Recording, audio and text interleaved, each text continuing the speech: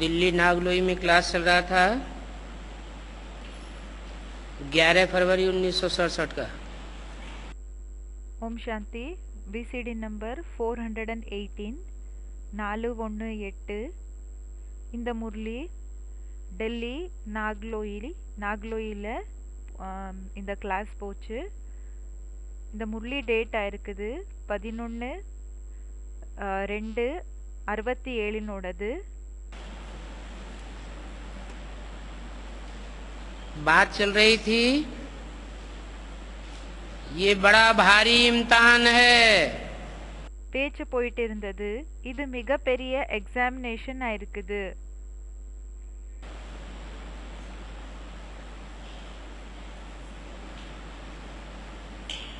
जैसे बोलते हैं ये बड़ी भारी महाभारी महाभारत लड़ाई है। எப்படி சொல்லப்படுகிறது, இது மிகப்பெரிய மகாபாரி மகாபாரத் யுத்தம் ஆயிருக்குது, போர் ஆயிருக்குதுன்னு சொல்லப்படுகிறது.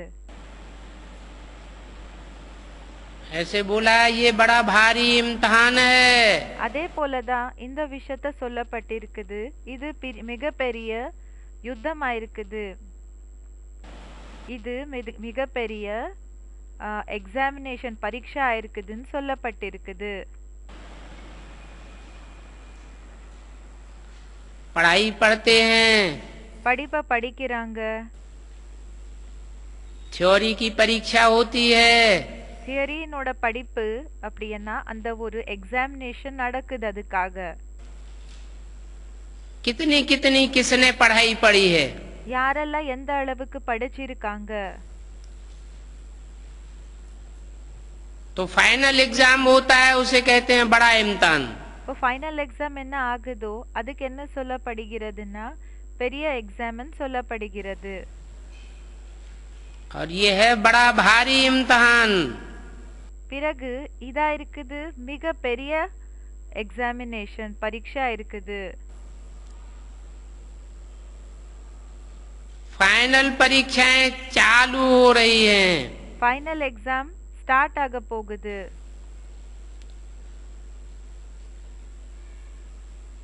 मनुष्य बड़ी परीक्षा पास करते हैं। ஃபைனல் எக்ஸாம் ஸ்டார்ட் ஆயிட்டு இருக்குது. இப்போ இந்த மனிதர்கள் பெரிய எக்ஸாமினேஷனை எப்போ பாஸ் செய்யறாங்களோ तो पहले वाली पढ़ाई थोड़ी ही याद रहती है। அப்போ முன்னாடி என்ன படிச்சிருப்பாங்களோ அது ஞாபகம் இருக்குமா என்னன்னு கேட்டுட்டு இருக்காங்க. पढ़ते पढ़ते आखिरी तंत बुद्धि में आ जाता है। இப்போ படிச்சு என்ன ஆகுதுன்னா கடைசிக்கு அந்த சாரம் என்ன இருக்குதோ அது புத்திக்கு வந்துடுது.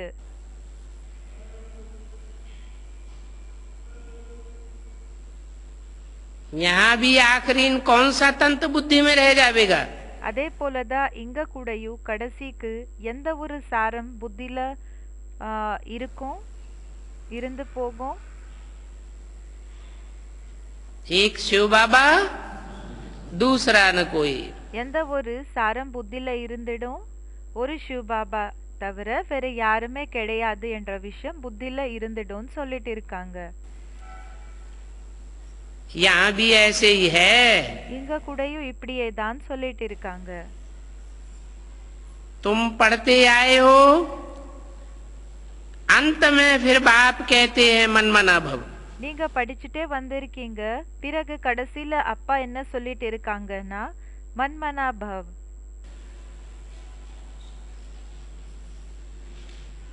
मेरे में मन लगा, என்ன கூட மனச இனிச்சுக்கோ, अपने मन को मेरे में समा दे। உன்னோட மனச எனக்குள்ள ஒன்றிடுன்னு சொல்லிட்டு இருக்காங்க.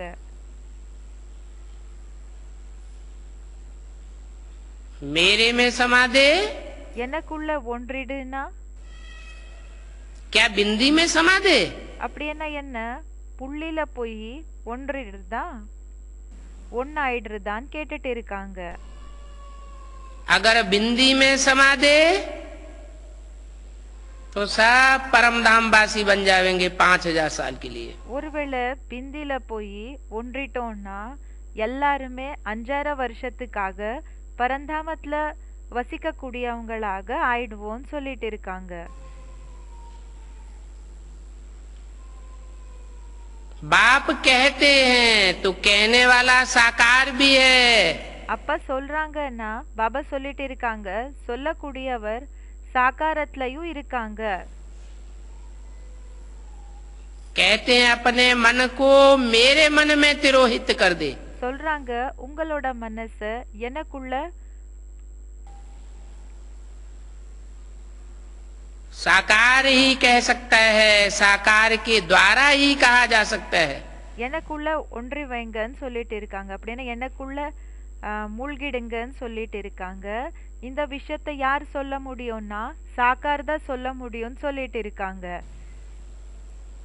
निराकार सुप्रीम सोल को तो मन होता ही नहीं। நிராகார் சுப்ரீம் சோலுக்கு மனசு என்றது இல்லவே இல்ல. जो संकल्प विकल्प चलाए, वो சங்கல்பங்கள் இல்லைன்னா விபரீத சங்கல்பங்கள் எல்லாம் செய்யறதுக்காக நிராகாரனுக்கு वो तो असोचता है। மனசு என்றது இல்லவே இல்ல. அவங்க அசோச்தா, அப்படின்னா என்ன நல்லது கெட்டது யோசிக்கிறோம் இல்லையா, அதை விட அவங்க தனிப்பட்டவங்கன்னு சொல்லிட்டு இருக்காங்க. उसे सोचने करने की दरकार नहीं। பாபா சொல்றாங்க அவங்களுக்கு யோசிக்கிற அவசியம் ஒன்றும் இல்லவே இல்ல. तो कहते हैं मनमना भव। அப்போ பாபா சொல்லிட்டு இருக்காங்க மன்மனா பவ். ये मनमना भव की टेव पड़ी हुई होगी। பாபா சொல்றாங்க இந்த மன்மனா பவ் என்ற ஒரு பிராக்டிஸ் பக்கா இருந்ததுன்னா तो पिछाड़ी में वर्षा और बाप याद रहेगा। அப்ப என்ன ஆகும்னா கடைசியில சொத்து மற்றும் அப்பாவோட ஞாபகம் இருக்கும்னு சொல்லிட்டு இருக்காங்க.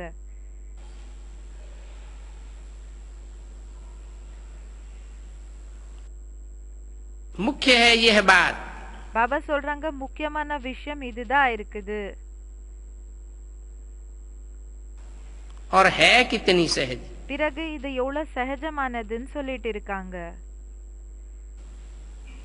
उस पढ़ाई में भी பாபா சொல்லிட்டு இருக்காங்க அந்த படிப்பில கூடயும் अभी तो पता नहीं क्या क्या पढ़ते रहते हैं। பாபா என்ன சொல்லிட்டு இருக்காங்கன்னா இப்ப அவங்க என்னெல்லாம் படிச்சிட்டு இருக்காங்களோ அத பத்தி தெரியவே தெரியாது. जैसा राजा होता है वैसी ही वहां की रस्म रिवाज होती है। பாபா சொல்றாங்க எப்படிப்பட்ட ராஜாவோ அதே மாதிரிதான் அங்க இருக்கிற பரம்பரைகள் கூடயும் இப்படிதான் இருக்கும்னு சொல்லிட்டு இருக்காங்க. அவங்க எப்படி இருப்பாங்களோ அதே மாதிரிதான் அவங்களோட பரம்பரைகள் கூடயும் இருக்கும்னு சொல்லிட்டு இருக்காங்க.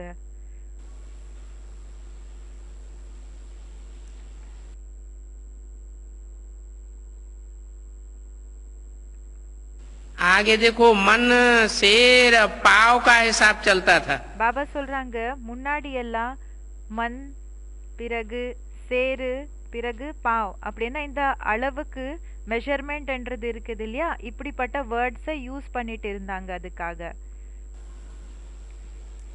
अभी तो देखो किलो आदि क्या क्या निकल पड़े हैं। இப்ப பாருங்க கிலோ இப்படி எல்லாம் என்னெல்லாம் சொல்றாங்க. और कितने कितने अलग अलग प्रांत हो गए हैं। பிறகு எத்தனை எல்லாமே அந்த ஒரு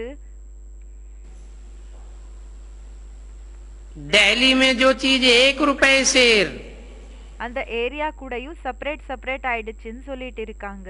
இப்போ டெல்லியில ஒரு சேரு 1 ரூபானா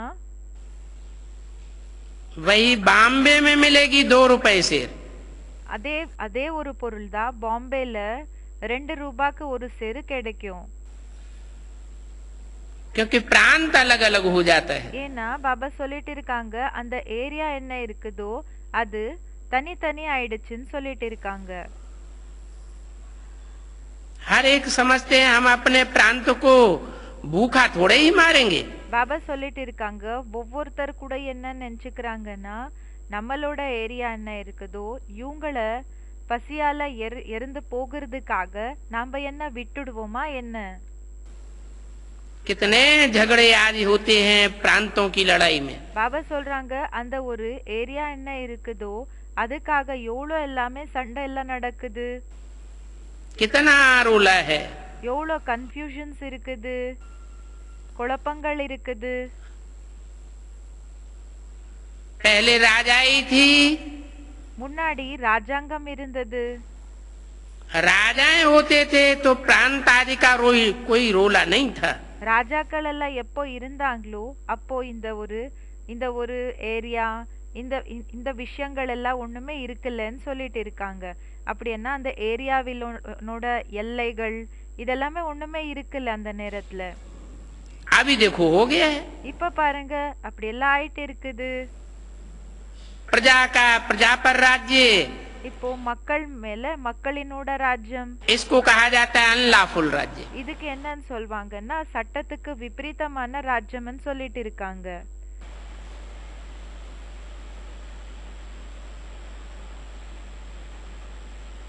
अनलॉफुल राज्य क्यों कहा? प्रजा के ऊपर प्रजा का राज्य।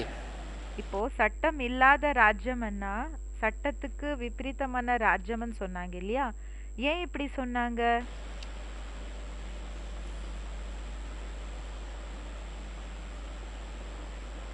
क्योंकि लॉ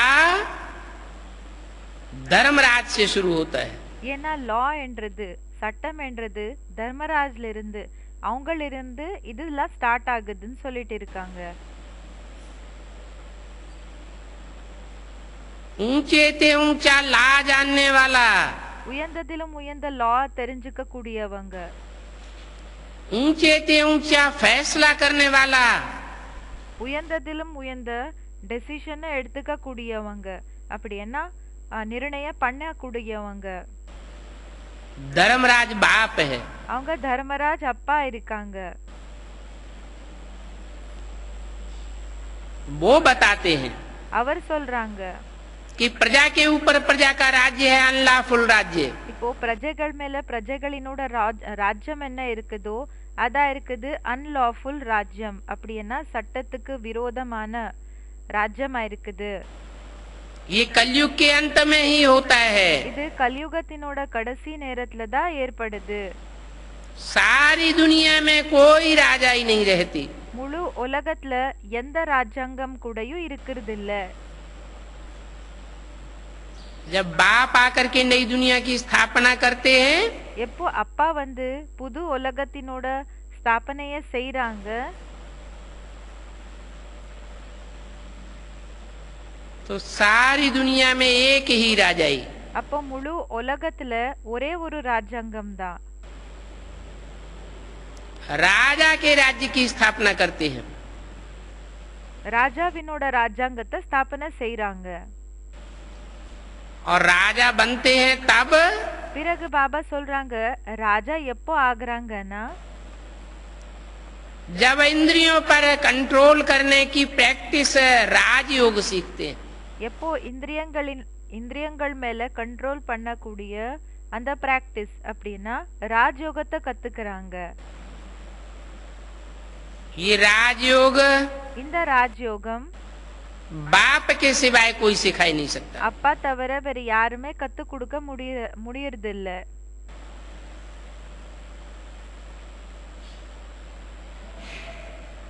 जो बाप के असली बच्चे हैं, யார் அப்பாவோட உண்மையான குழந்தைகள் இருக்காங்க, वो बाप के असली मददगार बनते हैं। அவங்க அப்பாவோட உண்மையான உதவியாளர்களா ஆகுறாங்க. ये पढ़ाई का बड़ा भारी इम्तिहान है। இது படிப்பினோட மிகப்பெரிய எக்ஸாமினேஷன் இருக்குது, பரீட்சை இருக்குது. राजयोग की पढ़ाई है। ராஜயோகத்தினோட படிப்பா இருக்குது. बड़े ते बड़े और छोटे ते छोटे राजाएं यहाँ बनते हैं। பெரியதிலும் பெரிய பிறகு சின்னதிலும் சின்ன ராஜாக்கள் இங்கதான் ரெடி ஆகுறாங்க. जन्म जन्मांतर की राजाई देने के लिए बाप, ஜன்ம ஜன்மாந்தரத்தினோட ராஜாங்கத்தை கொடுக்கறதுக்காக அப்பா अभी कलयुग के अंत और सतयुग के आदि के संगम पर आता है। இங்க சத்யுகத்தினோட ஆரம்பம் பிறகு கலியுகத்தினோட கடைசி நேரத்துல வராங்க. அப்படின்னா அந்த சங்கம் யுகத்துல வராங்கன்னு சொல்லிட்டு இருக்காங்க. बाकी तो आज है प्रजा के ऊपर प्रजा का राज्य. மற்றபடி இன்னைக்கு பிரஜைகள் மேல பிரஜைகளினோட ராஜ்யமா இருக்குது.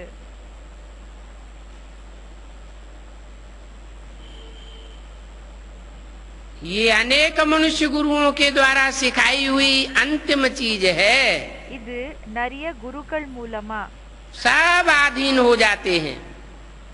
நிறைய குருக்கள் மூலமா கத்து கொடுத்திருக்கிற கடைசி பொருளா இருக்குது. எல்லாருமே என்ன ஆயிடுறாங்கன்னா அடிமை ஆயிடுறாங்கன்னு சொல்லிட்டு இருக்காங்க. प्रजा माना ही अधीन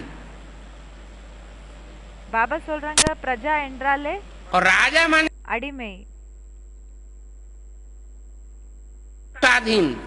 பிறகு ராஜா அண்ணா சுவாதீனன்னு சொல்லிட்டு இருக்காங்க. बाप आकर के स्वाधीन बनाते हैं. அப்பா வந்து சுவாதீனமாக்குறாங்கன்னு சொல்றாங்க. पहले स्व की कर्मेंद्रियों के अधीन. பாபா சொல்றாங்க ஃபர்ஸ்ட் இப்போ சுயமினோட கர்மேந்திரியங்களின் மேல என்னன்னா சுவாதீனம் அடையணும்னு சொல்லிட்டு இருக்காங்க.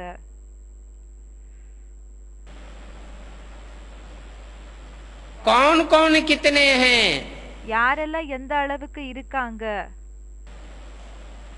वो साक्षात्कार होता है. அது எல்லாமே சாட்சாத்காரம் ஆகும்னு சொல்லிட்டு இருக்காங்க. राजयोग से ராஜயோகம் மூலமா ये कर्मेंद्रियों की अधीनता खलास हो जाती है. இந்த கர்மேந்திரியங்களினோட இந்த ஆதீனத்தா என்ன இருக்குதோ அடிமை ஆகிறது, இது முடிஞ்சு போயிடுது.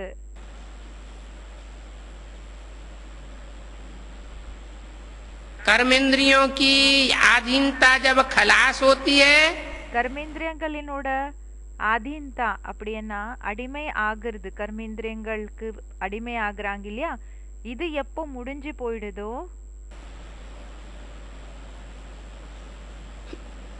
तो मन में एकाग्रता आती है. அப்போ மனசுல ஒரு நிலை ஸ்டேஜ் என்றது வருது, கான்சென்ட்ரேஷன் ஸ்டேஜ் என்றது வரும்னு சொல்றாங்க. मन के अंदर दृढ़ इच्छा शक्ति पैदा होती है. மனசுக்குள்ள திடமான திடத்தன்மையினோட அந்த ஆசை என்றது ஏற்படுதுன்னு சொல்றாங்க. நம்ம செஞ்சுதான் ஆகணும் என்றது வரும். जो संकल्प किया सो सिद्ध होता है.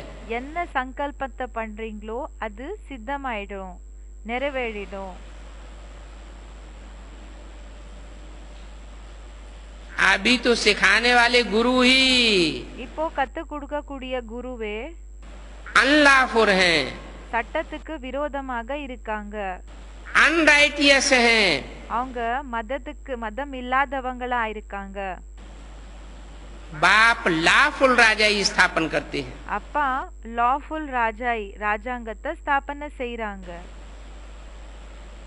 प्रजा के ऊपर प्रजा के राज्य को कहा जाता है अनलॉफुल, अनराइटियस, इर्रिलीजियस.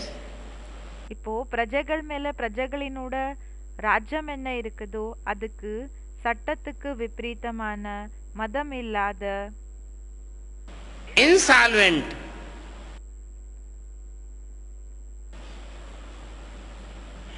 भारत सतयुग में कितना सॉल्वेंट था. அது திவால் ஆகக்கூடிய இப்படிப்பட்ட ராஜாங்கம்னு சொல்லப்படுகிறது. अभी देखो 84 का चक्कर लगाते लगाते பாபா சொல்லிட்டு இருக்காங்க, இப்ப பாருங்க 84 ஜன்மங்களினோட அந்த சக்கரத்தை சுத்தி சுத்தி सब इंसॉल्वेंट बन गए. எல்லாருமே பாப்பர் ஆயிட்டாங்க. कहा जाता है हीरे जैसा जन्मा मोलक. எல்லாருமே திவால் இருக்கக்கூடியவங்களாக ஆயிட்டாங்க சொல்லப்படுகிறது. कौड़ी बदले खोया है. எப்படின்னா இந்த வைரம் போல இருக்கிற வாழ்க்கை என்ன பண்ணிட்டாங்கன்னா இந்த சோழி போல ஆக்கிட்டாங்க. ये भारत की कहानी है. வைரம் போல இருக்கிற லைஃப போய் சோழி சமானமாக ஆக்கிட்டாங்க. இந்த ஸ்டோரி என்ன இருக்குதோ இது பாரத்காகன்னு சொல்லிட்டு இருக்காங்க. बाप कहते हैं तुम कौड़ियों के पिछाड़ी क्यों मरते हो? அப்பா சொல்லிட்டு இருக்காங்க, நீங்க சோழிக்கு பின்னாடி ஏன் இறந்து போயிட்டு இருக்கீங்க, ஏன் அதுக்கு பின்னாடி போய் சாகுறீங்க? अभी तो लास्ट चांस है, बाप से वर्षा ले लो. இப்போ லாஸ்ட் சான்ஸ் ஆயிருக்குது, அப்பா இடமிருந்து சொத்தை எடுத்துக்கோங்க. पावन बनेंगे तो वर्षा मिलेगा. பாபா சொல்லிட்டு இருக்காங்க, பாவனா ஆகுனீங்கன்னா அப்போ சொத்து கிடைக்கும். पावन नहीं बनेंगे பாவனா ஆகலைன்னா तो वर्षा भी नहीं मिलेगा. அப்போ சொத்து கூடயும் கிடைக்காது. बुलाते भी हो, हे पतित पावन आओ. கூப்பிடவும் செய்றாங்க, ஹே பதித பாவன் வா, आकर के पावन बनाओ. வந்து பாவனமா ஆக்கு. तो इससे सिद्ध है कि पहले पावन थे, இதனால நிரூபணம் ஆகுது, ஃபர்ஸ்ட் பாவனமாக இருந்தீங்க, तब तो याद करते हैं. அப்பதானே நினைவு செய்றீங்க. नहीं तो याद क्यों करते हैं, बुलाते क्यों हैं? இல்லன்னா ஏன் நினைவு செய்வீங்க, ஏன் கூப்பிடுவீங்க?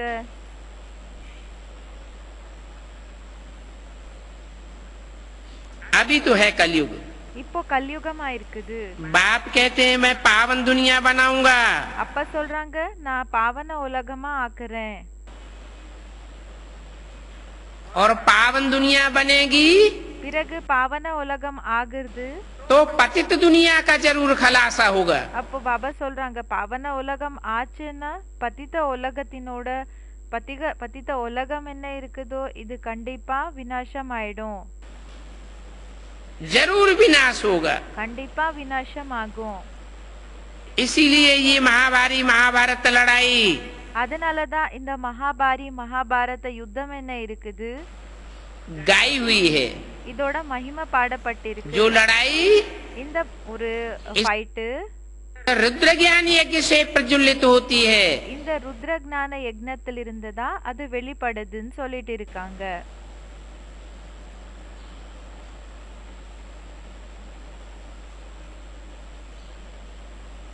रुद्र को भगवान कहा जाता है. ருத்ரனுக்கு பகவானன் சொல்வாங்க. रौद्र रूप धारण करता है பயங்கரமான ரூபத்தை எப்போ தாரண செய்யறாங்களோ तो विनाश हो जाता है. அப்போ விநாசம் ஆயிடுது.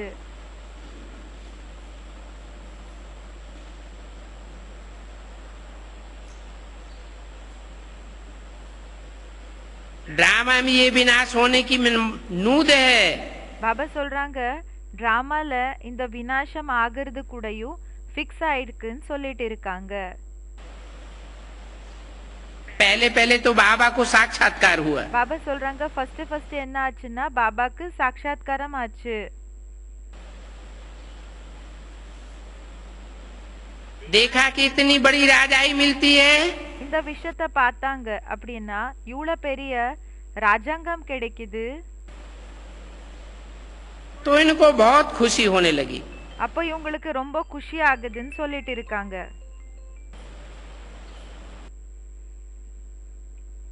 विनाश का साक्षात्कार भी कराया. பாபா சொல்றாங்க, விநாசத்தினோட சாட்சாத்காரத்தை கூட பண்ண வச்சாங்க. मनमना भव मध्याजी भव. பாபா சொல்றாங்க, மன்மனா பவ் மத்யாஜி பவ், तुम यह श्री लक्ष्मी नारायण बनेंगे. நீங்க இந்த ஸ்ரீ லக்ஷ்மி நாராயண ஆகுவீங்க. हैं तो ये गीता के अक्षर. இது கீதாவினோட வார்த்தைகள் தான் இருக்குதுன்னு சொல்லிட்டு இருக்காங்க. मनमना भव मध्याजी भव. மன்மனா பவ் மத்யாஜி பவ். कोई कोई अक्षर गीता के ठीक हैं. பாபா சொல்றாங்க, சில வார்த்தைகள் கீதாவினோட வார்த்தைகள் சரியாக இருக்குது. जो बाप बोलते हैं இந்த விஷயத்த बाकी सब झूठ है. அப்பா என்ன சொல்றாங்களோ அந்த விஷயங்கள், மற்றபடி எல்லாமே பொய் ஆயிருக்குதுன்னு சொல்லிட்டு இருக்காங்க. बाप कहते हैं तुमको जो ये ज्ञान सुनाता हूँ அப்பா சொல்றாங்க, உங்களுக்கு இந்த ஞானத்தை என்ன சொல்றேனோ ये फिर प्रायः लोप हो जाता है। இது என்ன ஆயிடும்னா பிராயாலோபம் ஆயிடும். பிராயாலோபம்னா இப்போ கம்ப்ளீட்டா அது ஒண்ணு மறைஞ்சு போகாது, எங்கேயோ ஒரு இடத்துல இருக்கும். அதுக்கு பிராயாலோபம் சொல்லுவாங்க. மோஸ்ட்லி அது மறைஞ்சு போயிடும், கொஞ்சம் எங்கேயோ இருக்கோ இல்லையா, அதுக்கு பிராயாலோபம் சொல்லுவாங்க. कोई को भी पता नहीं है कि जब लक्ष्मी नारायण का राज्य था யாருக்குமே இந்த விஷயம் தெரியாது. எப்போ லக்ஷ்மி நாராயணர்களினோட ராஜ்யம் இருந்ததோ तो और कोई धर्म नहीं थे। அப்போ வேற எந்த தர்மங்கள் கூடயும் இருக்குல்ல.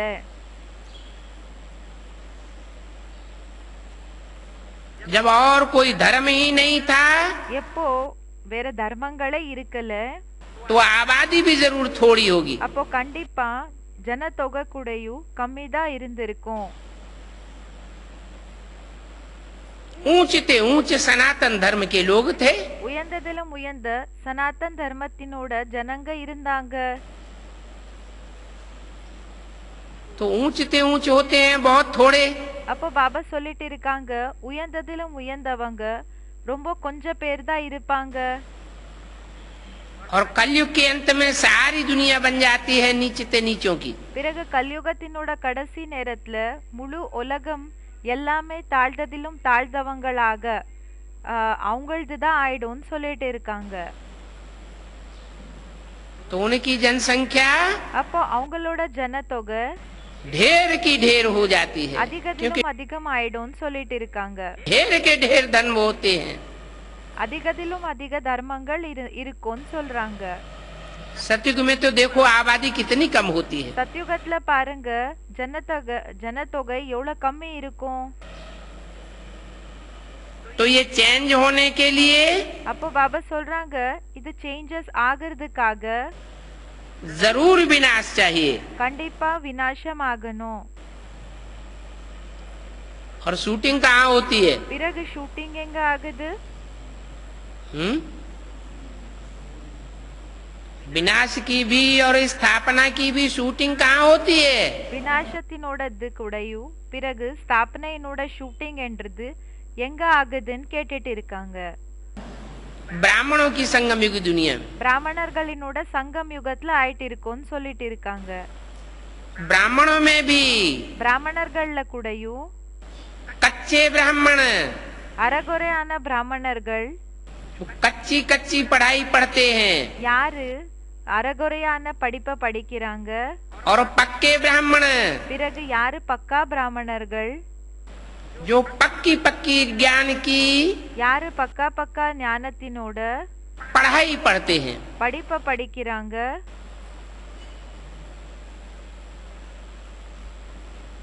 जो पक्की पढ़ाई पढ़ते हैं उनमें भी नंबरवार पुरुषार्थ अनुसार யாரு பக்கா படிப்பை படிக்கிறாங்களோ அவங்கள கூடயும் நம்பர்வார் புருஷார்த்த அனுசாரமா தான் இருப்பாங்க.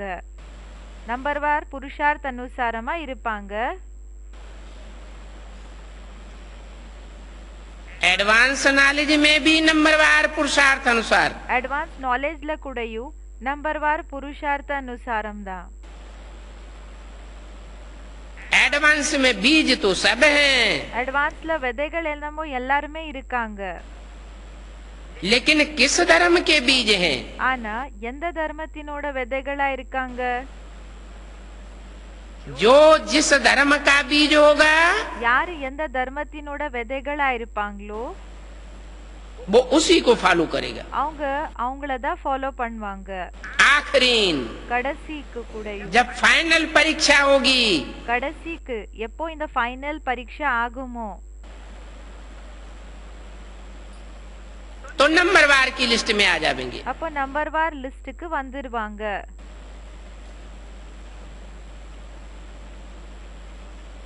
तो जरूर जो ऊंचे ते ऊंचे सूर्यवंश है அப்போ கண்டிப்பா யாரு உயர்ந்ததிலும் உயர்ந்த சூரிய வம்சம் उसका फाउंडेशन लगाने वाले बहुत थोड़े बचेंगे। அதோட ஃபவுண்டேஷன் போடக்கூடியவங்க ரொம்ப கம்மி பேர் தான் மீதியாக இருப்பாங்க. जो बचेंगे யாரு மீதியாக இருப்பாங்களோ वो ऊंचे ते ऊंचे पद पावेंगे। அவங்க உயர்ந்ததிலும் உயர்ந்த பதவியை அடைவாங்க।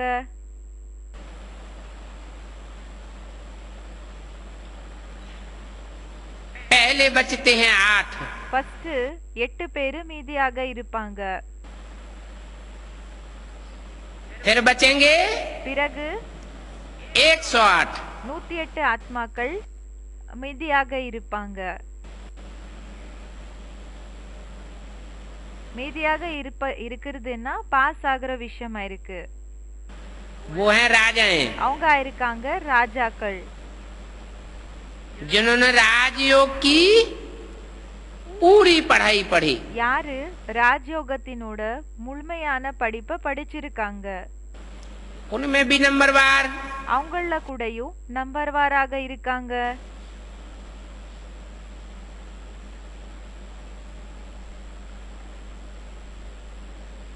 फिर है राज परिवार में आने वाले, பிறகு ராஜ பரிவாரத்துல வரக்கூடியவங்க, वो है 3rd क्लास माला।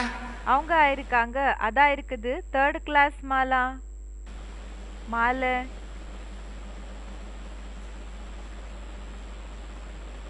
सेकंड क्लास कहो, 2nd கிளாஸ்னு சொல்லுங்க। फर्स्ट क्लास है 108, ஃபர்ஸ்ட் கிளாஸ் ஆயிருக்குது 108 ஆத்மாக்கள்। 8 तो पास विद ऑनर है, 8 ஆத்மாக்கள் பாஸ் வித் ஆனர்ஸ் ஆயிருக்காங்க,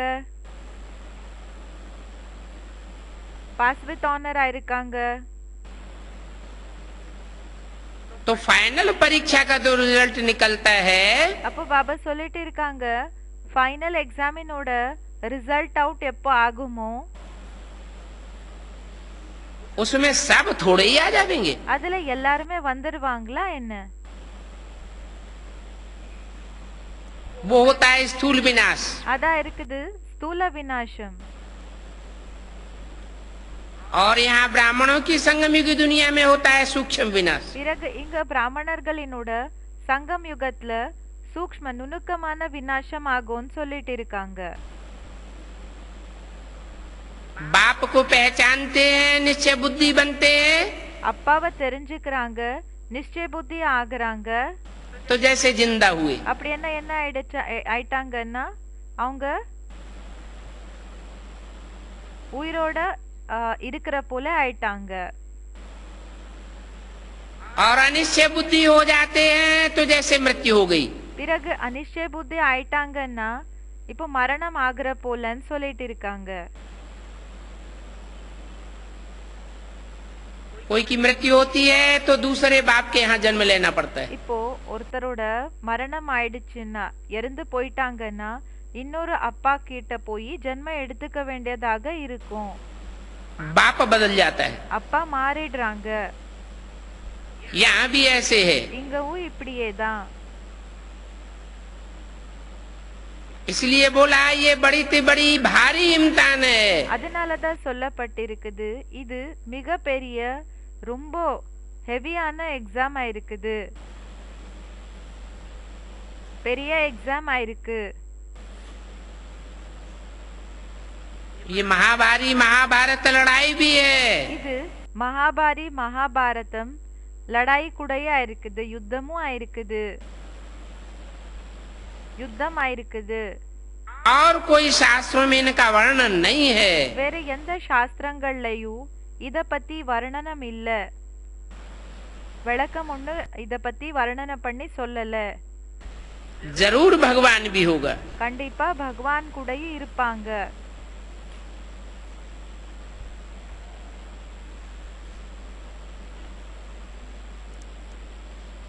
अब कृष्ण तो भगवान हो न सके। இப்போ கிருஷ்ணர் பகவான் ஒண்ணு ஆக முடியாது।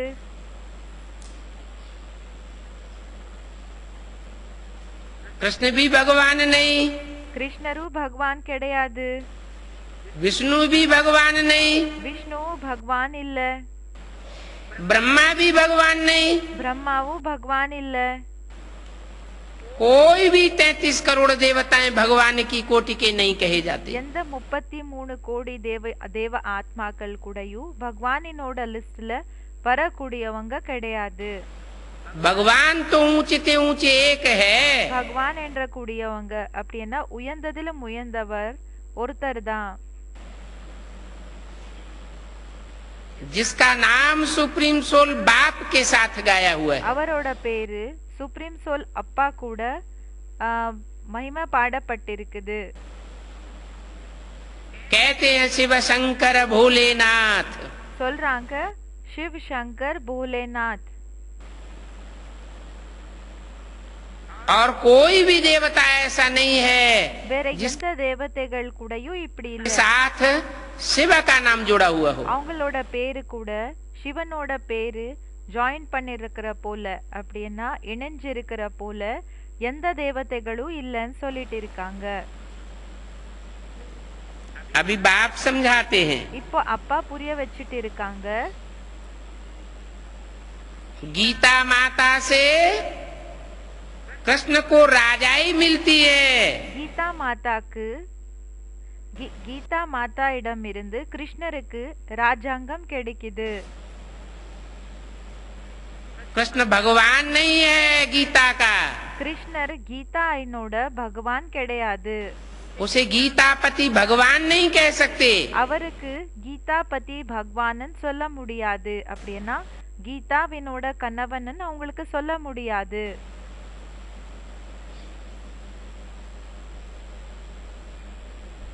भगवान तो एक है. பகவான் என்ற கூடியவங்க ஒருத்தர் தான்.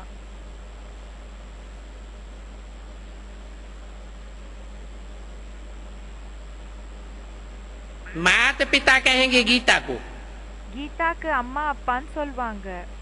उससे ही फिर तुम देवता बनते हो. அவங்க அதிலிருந்து இருந்து தான் நீங்க தேவதைகள் इसलिए ஆகுறீங்க. चित्र में भी दिखाया है कि कृष्ण ने गीता नहीं सुनाई. அதனாலதான் இந்த விஷயத்தை கூடயும் காமிச்சிருக்காங்க. கிருஷ்ணர் கீதாவை ஒண்ணு சொல்லல. कृष्ण गीता के ज्ञान से राजयोग सीख करके यह बना है. கிருஷ்ணர் கீதாவினோட ஞானத்தை இந்த ஞானத்தை கத்துக்கிட்டு இப்படி ஆயிருக்காங்க.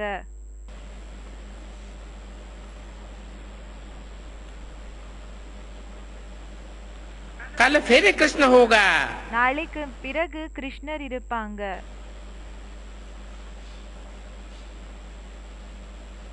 क्या होगा? என்ன இருப்பாங்க? नारायण होगा. நாராயணா இருப்பாங்க.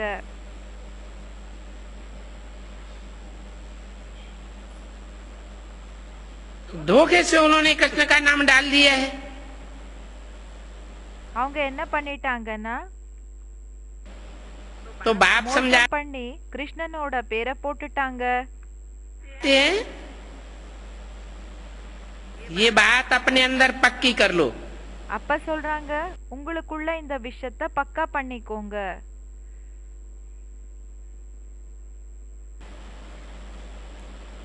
ऐसा न हो साधु संत आदि उल्टी बातें सुना करके அப்படி ஆக கூடாது. என்னன்னா சாது சந்த் இவங்க எல்லாம் தலைகீழான பேச்ச பேசி சொல்லி तुमको नीचे गिरा देवे. உங்களை கீழே வீழ்ற போல பண்ணக்கூடாது.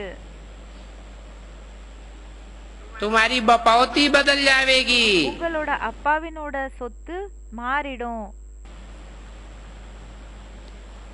बहुत बातें पूछते हैं. நிறைய பேச்சுகளை கேக்குறாங்க. कहते हैं विकारों के बिना सृष्टि कैसे चलेगी. சொல்றாங்க விகாரம் இல்லாம விகாரமே இல்லைன்னா எப்படி சிருஷ்டி நடக்கும்? ये सब कैसे होगा? இதெல்லாம் எப்படி நடக்கும்? अरे அரே तुम ही खुद कहते हो वो वॉइसलेस दुनिया थी. நீங்க சுயம் சொல்றீங்க அது நிர்விகாரியான உலகமாக இருந்தது. लक्ष्मी नारायण की दुनिया, லக்ஷ்மி நாராயணனோட உலகம்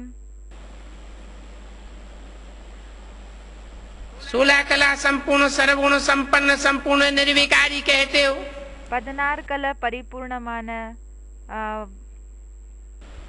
சர்வகுணத்துல பரிபூர்ணமான யுகமன் சொல்றீங்க. फिर विकार की बात कैसे आ सकती है? பிறகு விகாரத்தினோட விஷயங்கள் எங்கிருந்து வரும்? तो देखो तुम्हारे दुश्मन बहुत हैं. அப்ப பாபா சொல்லிட்டு இருக்காங்க பாருங்க உங்களுக்கு எதிரிகள் நிறைய பேர் இருக்காங்க. अभी तुम बच्चे जानते हो बेहद के बाप से बेहद की बादशाही मिलती है. இப்போ குழந்தைகளான உங்களுக்கு தெரியும், எல்லைக்கு அப்பாற்பட்ட அப்பா இடம் இருந்து எல்லைக்கு அப்பாற்பட்ட சொத்து கிடைக்குது.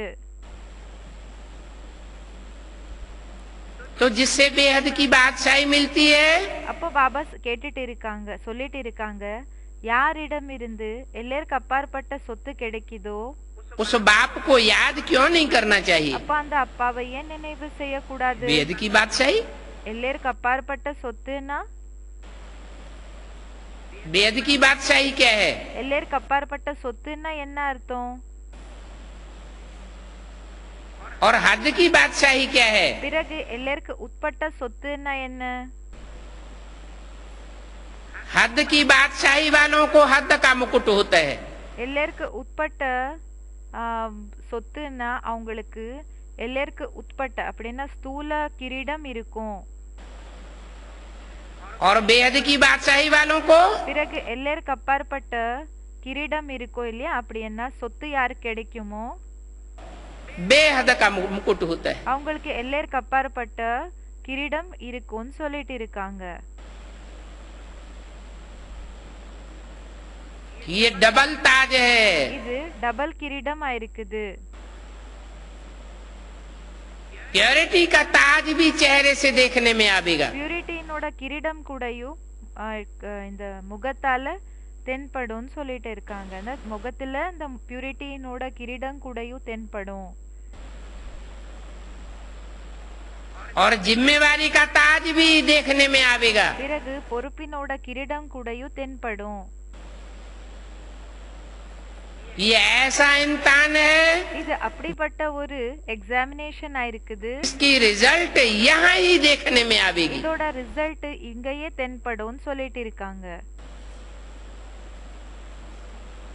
ऐसे नहीं कि इम्तिहान हम यहाँ देवेंगे அப்படி கிடையாது. இந்த நம்ம எக்ஸாம் என்னமோ இங்க குடுக்குறோம், और सतयुग में जाकर के जन्म लेंगे तो वहाँ எக்ஸாம் என்னமோ இங்க எங்க நமக்கு எக்ஸாம் நடக்குது, அங்க சத்யுகத்துல போய் उसका रिजल्ट देखने को मिलेगा. அங்க சத்யுகத்துல நமக்கு ரிசல்ட் தென்படும் என்றது கிடையாது.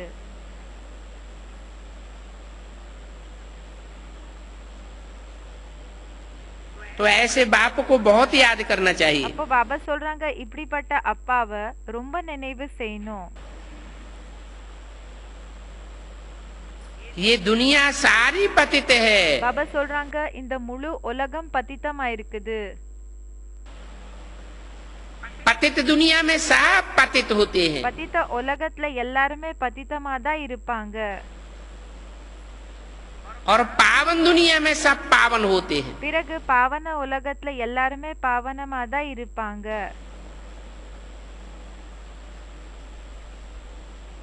पतित दुनिया में एक भी पावन नहीं. பतित உலகத்துல ஒருத்தர் கூடயும் பாவனம் இல்ல. एक बाप ही वर प्योर गाया हुआ है.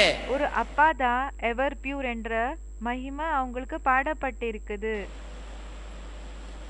जो आकर के पतितों को पावन बनाते हैं. அவங்க வந்து பतितர்களை பாவனமாக்குறாங்க. पहले बुद्धि पावन बनती है. ஃபர்ஸ்ட் புத்தி பாவனமாகுது.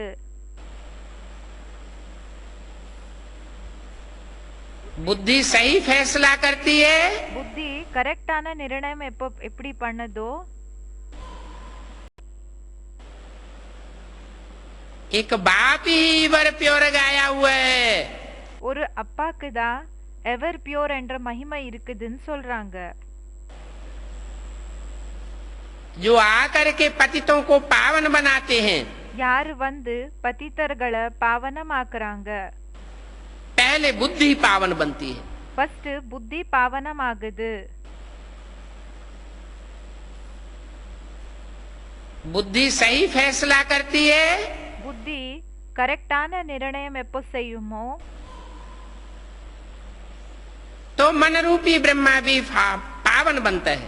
அப்போ மன ரூபமான மனதின் ரூபமா இருக்கக்கூடிய பிரம்மாவும் பாவனம் ஆகுறாங்க.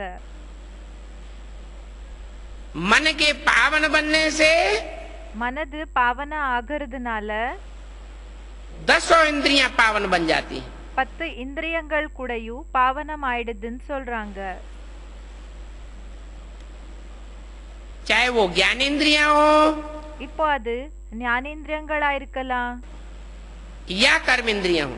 இல்லைன்னா கர்மேந்திரியங்களா இருக்கலாம். ज्ञानेंद्रियों की पावर ஞானேந்திரியங்களினோட பவர் पहले देखने में आवेगी। ஃபர்ஸ்ட் தென்படும்னு சொல்றாங்க.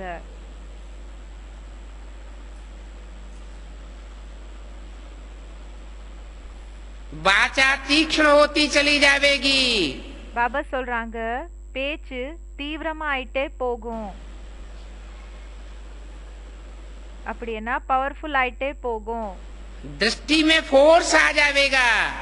திருஷ்டில ஃபோர்ஸ் வந்துடும்.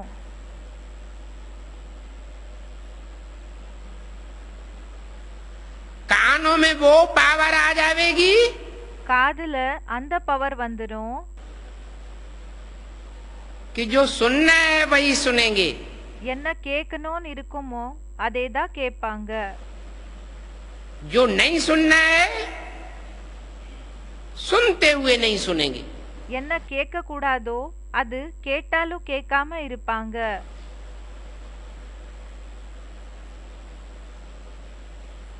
जो भी ज्ञान इंद्रियां हैं ஏதெல்லாம் ஞான இந்திரியங்கள் இருக்குது, जैसे बाप सिखाते हैं எப்படி அப்பா கத்து கொடுக்கறாங்க वैसा ही आचरण करेंगे। அப்படியே தான் அவங்க செயல்முறையில கொண்டு வருவாங்க. देखते हुए न देखो, सुनते हुए न सुनो। கேட்டாலும் கேட்காதீங்க, பார்த்தாலும் பார்க்காதீங்க, பார்க்காம இருக்கிறது. बेहद की बादशाही पाने की विधि। இதேதான் எல்லைக்கு அப்பாற்பட்ட ராஜாங்கத்தை அடையிற வழின்னு சொல்றாங்க. बातें तो ढेर सारी आने वाली हैं। பேச்சுகள் என்னமோ ஏராளமான பேச்சுகள் வரப்போகுது.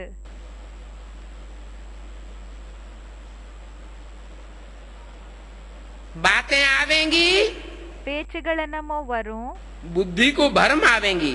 புத்திக்கு டிஸ்டர்ப் பண்ணும். लेकिन जिनकी बुद्धि में एक बाप बैठा हुआ होगा, ஆனா யாரோட புத்தியில ஒரு அப்பா உட்கார்ந்து இருப்பாங்களோ उनको बाप की बातें याद आवेंगी। அவங்களுக்கு அப்பாவோட பேச்சு ஞாபகம் வரும்னு சொல்றாங்க. बाप क्या कहते हैं அப்பா என்ன சொல்றாங்க, और मनुष्य क्या कहते हैं, பிறகு மனிதர்கள் என்ன சொல்றாங்க, अंतर स्पष्ट समझ में आ जाएगा। வித்தியாசம் நல்லபடியா தென்படும் சொல்றாங்க, புரிய வரும்.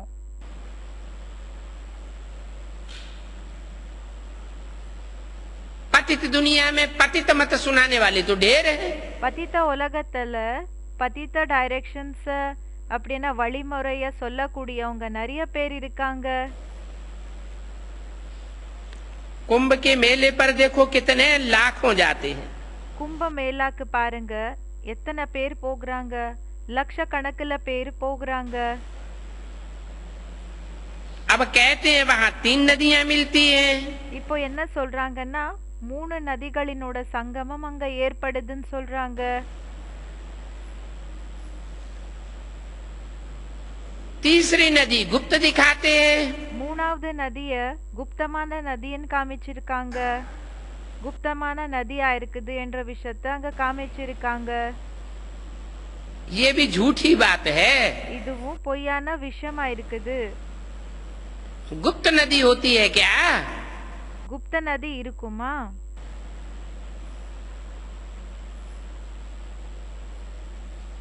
यहाँ भी देखो गौमुख दिखाया है। இங்கவும் பாருங்க கௌமுக்க காமிச்சிருக்காங்க. कहते हैं गंगा गौमुख से आई। சொல்றாங்க கங்கா கௌமுக்ல இருந்து வெளிப்பட்டது.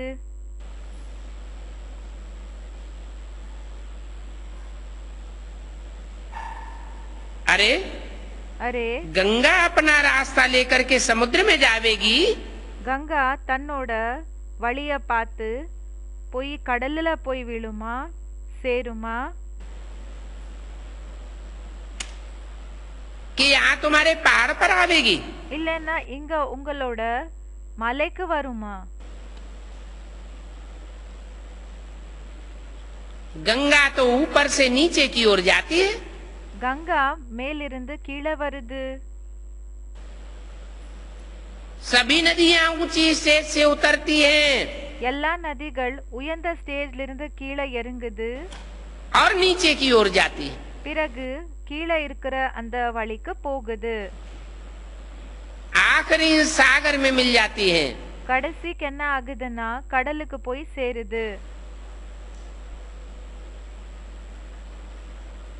भक्ति मार्ग के कितने पक्के हैं?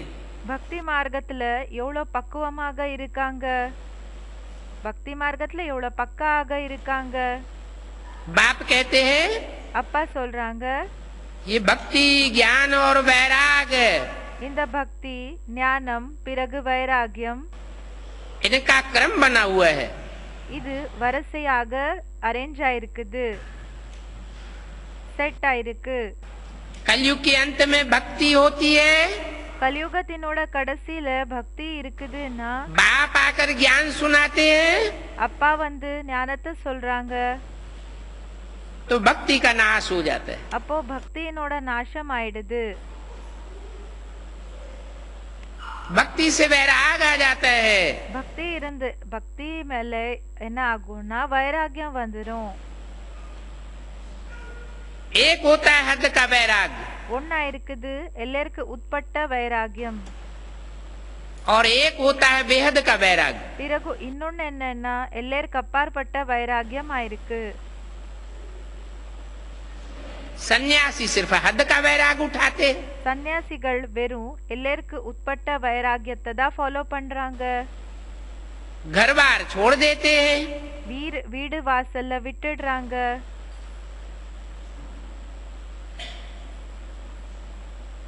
स्थूल रूप में देखने में आता है ये बड़े वैरागी हैं। ஸ்தூல ரூபத்துல தென்படுது என்னன்னா இவங்க மிகப்பெரிய வைராகியா இருக்காங்க, வைராகத்துல இருக்கக்கூடியவங்களாக இருக்காங்க. लेकिन मन बुद्धि से वो ही सब याद आता रहता। ஆனா மனபுத்தி மூலமா அவங்களுக்கு அந்த விஷயங்கள் எல்லாமே ஞாபகம் வந்துட்டே இருக்கும், அந்த விஷயங்கள் தான் ஞாபகம் வந்துட்டே இருக்கும். तुम्हारा फिर बेहद का वैराग है। உங்களது ஆயிருக்குது எல்லாருக்கு அப்பாற்பட்ட வைராகியம். तुम स्थूल में कुछ भी छोड़ते नहीं हो, நீங்க ஸ்தூலத்துல ஒண்ணுமே விட மாட்டீங்க, लेकिन मन से वैरागी हो जाते हो। ஆனா மனதின் மூலமா வைராகிகள் ஆயிடுறீங்க. मन तुम्हारा संसार के पदार्थों में மனது உங்களோட இந்த உலகத்தினோட பொருள்கள், संसार की बातों में, உலகத்தினோட பேச்சுகள்ல, संसार के संबंधियों में मन रमायमान नहीं होता है। உலகத்துல இருக்கக்கூடிய உறவினர்கள் அதுல உங்களோட மனசுக்கு அந்த இன்ட்ரெஸ்ட்ன்றது வர்றதில்ல. जिसको कहते हैं देखते हुए न देखना இதுக்கு சொல்வாங்க பார்த்தாலும் பார்க்காம और இருக்கிறது, सुनते हुए न सुनना। கேட்டாலும் கேட்காம இருக்கிறது. ऐसे सभी इंद्रियों के लिए ये बात लागू होती है। இப்படி எல்லா இந்திரியங்களுக்காக இந்த விஷயம் பொருந்துதுன்னு சொல்றாங்க.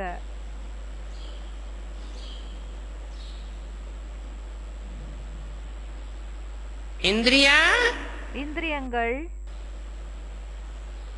जैसे निर्लिप्त हो जाती हैं, எப்படின்னா டிட்டாச் ஆயிடுதுன்னு சொல்றாங்க. டிட்டாச் ஆகிற போல ஆயிடுது. नहीं तो संसार में ऐसा होता है தனிப்பட்ட ஸ்டேஜுக்கு போகிற போல ஆயிடுது. இல்லைன்னா உலகத்துல இப்படி நடக்குது, कि इंद्रियों से जो भोग भोगे जाते हैं वो याद आते हैं। இந்திரியங்கள் மூலமா என்ன அனுபவத்தை செய்யறோமோ அது கண்டிப்பா ஞாபகம் வரும்னு சொல்றாங்க. உலகத்துல இப்படி நடக்குது. लेकिन बाप ऐसा राजयोग सिखाते हैं ஆனா அப்பா அப்படிப்பட்ட ராஜயோகத்தை கத்து கொடுக்கறாரு, जिसमें इंद्रियों का जो भी संग होता है वो बिल्कुल याद नहीं आता। இதுல எப்படின்னா இந்திரியங்களினோட ஏதெல்லாம் சாங்கத்தினோட சாயம் ஏற்படுதோ அது கொஞ்சமும் ஞாபகம் வர்றது கிடையாதுன்னு சொல்றாங்க.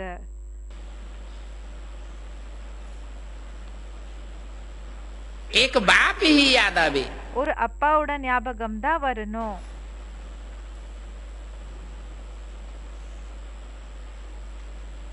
ये ज्ञान सहज भी है। இந்த ஞானம் சகஜமும் ஆயிருக்குது. फिर अगर नियत ठीक नहीं है, ஒருவேளை நடத்த சரியில்லைன்னா, नियत खराब है, ஒருவேளை நடத்த கெட்டதா இருக்குதுன்னா, बाप से जो अंजाम करते हैं वो अंजाम को निभाते नहीं है।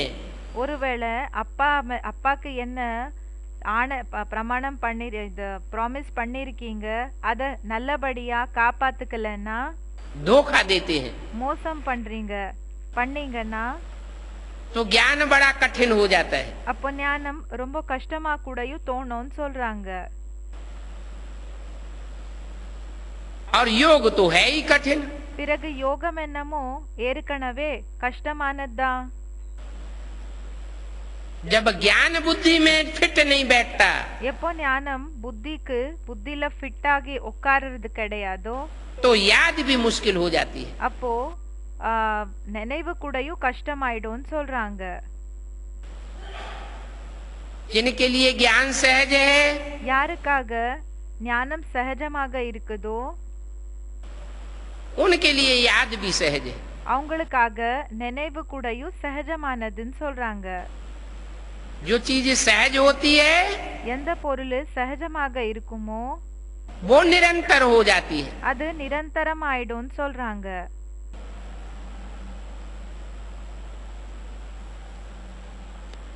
सन्यासी तो सिर्फ घर बार छोड़ करके जंगल में रहते हैं। சன்னியாசிகள் என்ன செய்யறாங்கன்னா, வீடு வாசல்களை விட்டுட்டு காடுல போய் இருப்பாங்க, காட்டுக்கு போயிடுறாங்க. जन्म जन्मांतर सन्यासी बनते रहे, ஜன்ம ஜன்மாந்தரம் சன்னியாசிகள் ஆயிட்டே இருந்தாங்க. खुद भी भटकते रहे, दुनिया को भटकाते रहे। சுயம் கூடயும் அலைஞ்சிட்டு இருந்தாங்க, உலகத்தை கூடயும் அலைய வச்சிட்டு இருந்தாங்க. न खुद भगवान को पाया சுயம் பகவான அடையவும் இல்ல, और न दूसरों को सच्चा रास्ता बताया। பிறகு மத்தவங்களுக்கு கூடயும் உண்மையான வழிய காமிக்கலன்னு சொல்றாங்க. यहाँ तो वो बात नहीं है। பாபா சொல்றாங்க, இங்க அந்த விஷயமே இல்லன்னு சொல்றாங்க. तुम तो बुद्धि से सारी दुनिया का संन्यास करते हो। நீங்க புத்தி மூலமா முழு உலகத்தினோட சந்நியாசத்தை பண்றீங்க. ये बेहद का संन्यास இந்த எல்லைக்கு அப்பாற்பட்ட சந்நியாசம் तुमको सीखना है, உங்களுக்கு கத்துக்கணும்னு சொல்றாங்க. समझना है புரிஞ்சுக்கணும், और प्रैक्टिकल में करके दिखाना है। பிறகு பிராக்டிகலி பண்ணி காமிக்கணும். खुद करेंगे சுயம் பண்ணீங்கன்னா तो दूसरों को भी सिखा सकेंगे। அப்போ மத்தவங்களுக்கு கூடயும் கத்து கொடுக்கலாம்.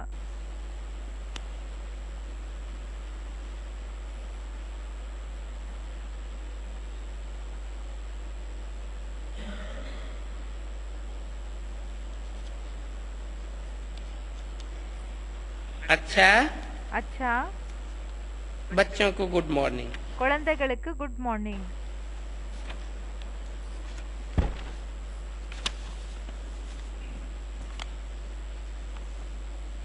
ये है 11 फरवरी 1967 का रात्रि क्लास।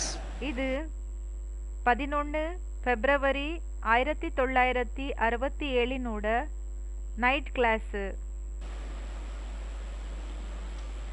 बच्चे अब जान गए हैं, குழந்தைகளுக்கு இந்த விஷயத்தை பத்தி தெரிஞ்சு போயிடுச்சு.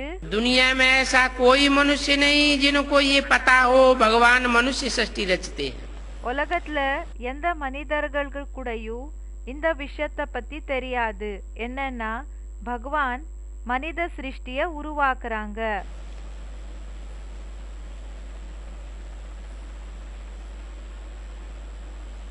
एक भी नहीं है सिवाय तुम ब्राह्मणों के। பிராமணர்களான உங்களை தவிர ஒருத்தரும் இப்படி இல்ல. कौन सी सृष्टि रचते हैं? எந்த சிருஷ்டிய உருவாக்குறாங்க? मनुष्य सृष्टि। மனித சிருஷ்டி. मनुष्य किसे कहा जाता है? மனிதன் யாருக்கு சொல்லப்படுகிறது? मनु की औलाद मनुष्य कहा जाता है। மனுவினோட குழந்தைகளுக்கு மனிதர்கள்னு சொல்லப்படுகிறாங்க. जो मन से सत्य का चिंतन करे, யாரு மனதின் மூலமா உண்மையான விஷயத்தை பத்தி சிந்தனை செய்யணும்னு சொல்றாங்க. मनन करे, விசாரசாகர फिर மந்தன धारण करे। விசாரசாகர மந்தன பண்ணணும், பிறகு தாரண செய்யணும்னு சொல்றாங்க. सत्य का चिंतन करेगा तो सत संकल्प चलेगा। உண்மையான விஷயத்தை பத்தி சிந்தனை பண்ணீங்கன்னா உண்மையான சங்கல்பங்கள் நடக்கும். सत संकल्प का वायुमंडल बनेगा तो अपने लिए सत्य युग स्थापन करेगा। இப்போ நல்ல சங்கல்பங்கள் நடந்ததுன்னா தனக்காக நல்ல உலகத்தை ஸ்தாபனை செய்யலாம்னு சொல்றாங்க. तो तुम ब्राह्मणों में அப்போ பிராமணர்களான உங்கள सत संकल्प धारण करने वाले உண்மையான நல்ல சங்கல்பங்களை தாரண பண்ணக்கூடியவங்க नंबरवार बच्चे हो, நம்பர்வார் குழந்தைகளா இருக்கீங்க. जो अपने लिए सतयुग की सृष्टि रच रहे हो। யாரு தனக்காக சத்யுகி உலகத்தை உருவாக்கிட்டு இருக்கீங்க. ये बातें संसार में कोई नहीं जानते हैं। இந்த விஷயங்களை பத்தி உலகத்துல யாருக்குமே தெரியாதுன்னு சொல்றாங்க. भगवान हुआ रचयिता, பகவானா இருக்காங்க படைப்பவர்.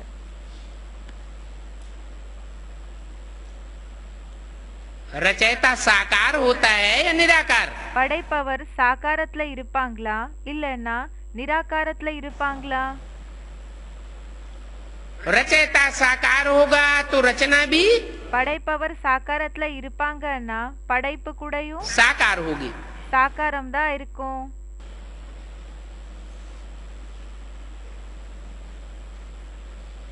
साकार बाप आते हैं, சாகார் அப்பா வந்தாங்கன்னா साकार में नई सतयुगी दुनिया रच करके जाते हैं। சாகாரத்துல புது சத்யுகி உலகத்தை உருவாக்கிட்டு போவாங்க. ये सत्य युग की रचना सत्य बाप के सिवाय कोई कर नहीं सकता। இந்த சத்யுகத்தினோட படைப்பு சத்ய அப்பா தவிர உண்மையான அப்பா தவிர வேற யாராலையும் ஸ்தாபனை செய்ய முடியாது. कहाँ से आता है सतयुग? சத்யுகம் என்றது எங்கிருந்து வருது? अभी तो सारी दुनिया में झूठ का युग है। இப்போ முழு உலகத்துல பொய்யான உலகம் ஆயிருக்குது. झूठ खंड है, பொய்யான யுகம் பொய்யான கண்டமா இருக்குது. झूठ होता है तो लड़ाई झगड़ा मारा मारी चलती ही रहती है। பொய் இருக்குதுன்னா சண்டை போட்டுக்கிறது, பிறகு இடிச்சுக்கிறது, அடிக்கிறது, இதெல்லாமே அந்த போர் எல்லாமே போயிட்டே இருக்கும்னு சொல்றாங்க. सारी दुनिया झूठों की है, முழு உலகமே பொய்யானவங்கள் தான் இருக்குது. तो सचखंड कहाँ से आवेगा? அப்போ உண்மையான கண்டம் எங்கிருந்து வரும்?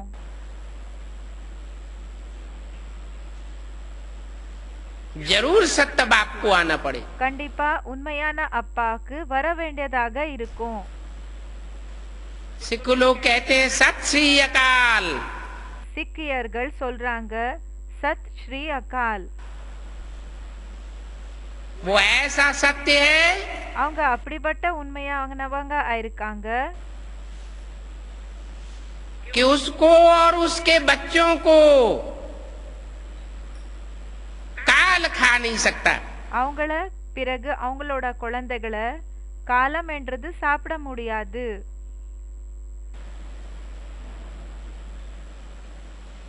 बाप भी सत्य, அப்பாவும் உண்மையானவர், बाप के बच्चे भी सत्य। அப்பாவோட குழந்தைகள் கூடயும் உண்மையானவங்க. सत्य बाप आकर के सचखंड की स्थापना करते हैं। உண்மையான அப்பா வந்து உண்மையான உலகத்தினோட ஸ்தாபனை செய்றாங்க. और सचखंड में बाप के सच्चे बच्चे ही राजा ही पाते हैं। பிறகு உண்மையான கண்டத்துல அப்பாவினோட உண்மையான குழந்தைகள் தான் ராஜாங்கத்தை பண்றாங்க. झूठ बातें बनाने वाले பொய்யான பேச்ச உருவாக்க கூடியவங்க उस सचखंड में जा ही नहीं सकेंगे। அந்த உண்மையான கண்டத்துக்கு போக முடியாது. बल भगवान आता है, भगवान से पढ़ाई भी पढ़ते हैं, பலே பகவான் வராங்க, பகவான் மூலமா படிப்ப கூடயும் படிக்கிறாங்க. लेकिन आखिरी दूसरे धर्म में कन्वर्ट हो जाते हैं। ஆனா கடைசிக்கு என்ன ஆயிடுறாங்கன்னா மத்த தர்மத்துக்கு கன்வெர்ட் ஆயிடுறாங்க.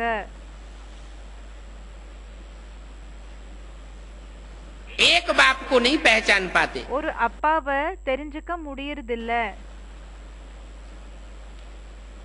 कोई तो ऐसे हैं, ஒரு சில பேர் இப்படியும் இருக்காங்க. एक धर्म से दूसरे धर्म में, दूसरे धर्म से तीसरे धर्म में, ஒரு தர்மத்திலிருந்து இரண்டாவது தர்மத்துக்கு, இரண்டாவது தர்மத்திலிருந்து மூணாவது தர்மத்துக்கு, चौथे धर्म में நாலாவது தர்மத்துக்கு कन्वर्ट ही होते रहते हैं। கன்வெர்ட் ஆயிட்டே இருப்பாங்க. उनका एक धर्म पिता पक्का नहीं हो पाता। அவங்களுக்கு ஒரு தர்ம பிதா பக்காக இருக்க மாட்டாங்க.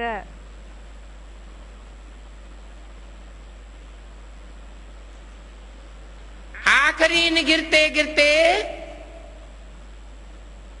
नास्तिक बन जाते हैं। கடைசிக்கு கீழே இறங்கி இறங்கி விழுந்து விழுந்து நாஸ்திக் ஆயிடுறாங்கன்னு சொல்றாங்க. बाप कोई नहीं मानते। அப்பாவையே ஏத்துக்கிறது கிடையாது.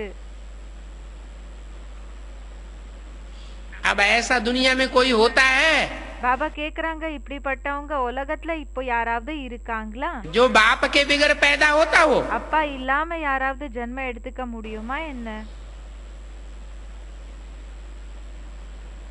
बाप को तो मानना पड़े। அப்பாவை ஏத்துக்கிட்டு தான் ஆகணும்.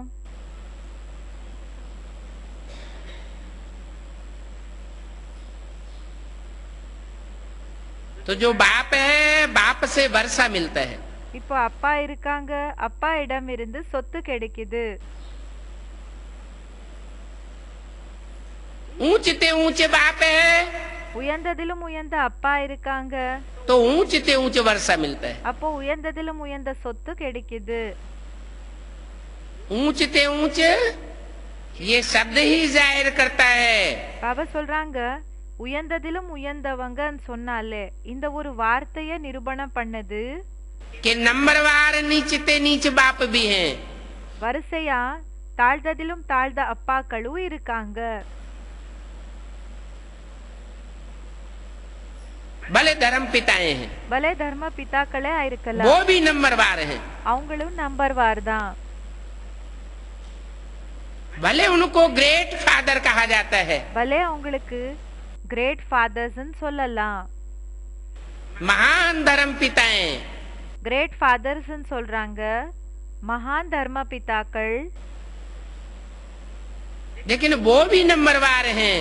ஆனா அவங்களும் நம்பர்வாரா தான் இருக்காங்க. अव्वल नंबर बाप आकर के நம்பர் 1 अल्लाह அப்பா வந்து अव्वल दीन की स्थापना करते हैं। அல்லாஹ் அவ்வல் தீன் அப்படின்னா அல்லாஹ் வந்து நம்பர் 1 தர்மத்தை ஸ்தாபனை செய்றாங்க. दीन माना धर्म, தீனனா தர்மம். तो अव्वल नंबर बाप की अव्वल नंबर श्रीमत पर ही चलना पड़े। அப்போ நம்பர் 1 அப்பாவினோட நம்பர் 1 ஸ்ரீமத்தை ஃபாலோ பண்ணி தான் ஆகணும்னு சொல்றாங்க.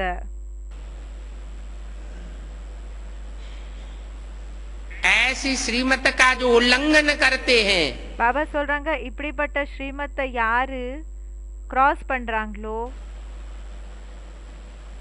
एक बार माफ, 2 बार माफ, ஒரு தடவை மன்னிப்பு, 2 தடவை மன்னிப்பு, यदा कदा तीसरी बार भी माफ, எப்படியோ ஒரு சான்ஸ் என்னன்னா 3வது தடம் கூடயும் அவங்களுக்கு மன்னிப்பு கிடைச்சிடுது.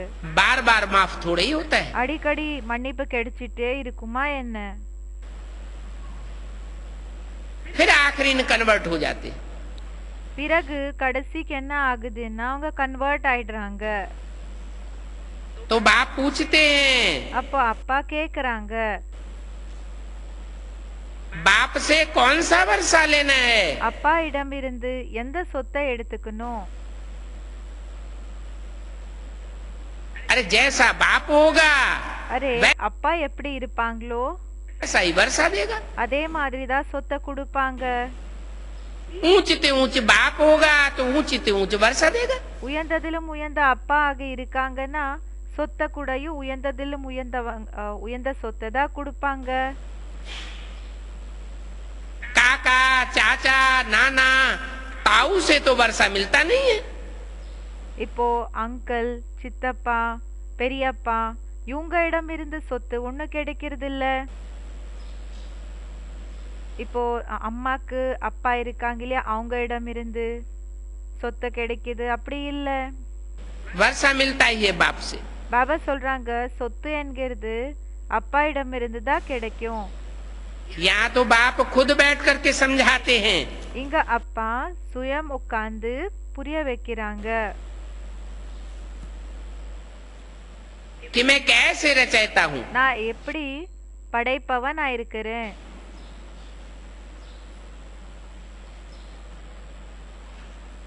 कैसे शब्द ये जाहिर करता है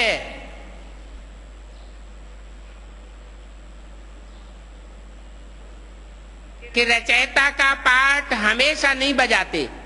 எப்படின்னா எப்படி என்ற ஒரு வார்த்தையே நிரூபணம் ஆகுது. என்னன்னா படைப்பவரோட பாட்டு சதா நடக்கிறது இல்ல.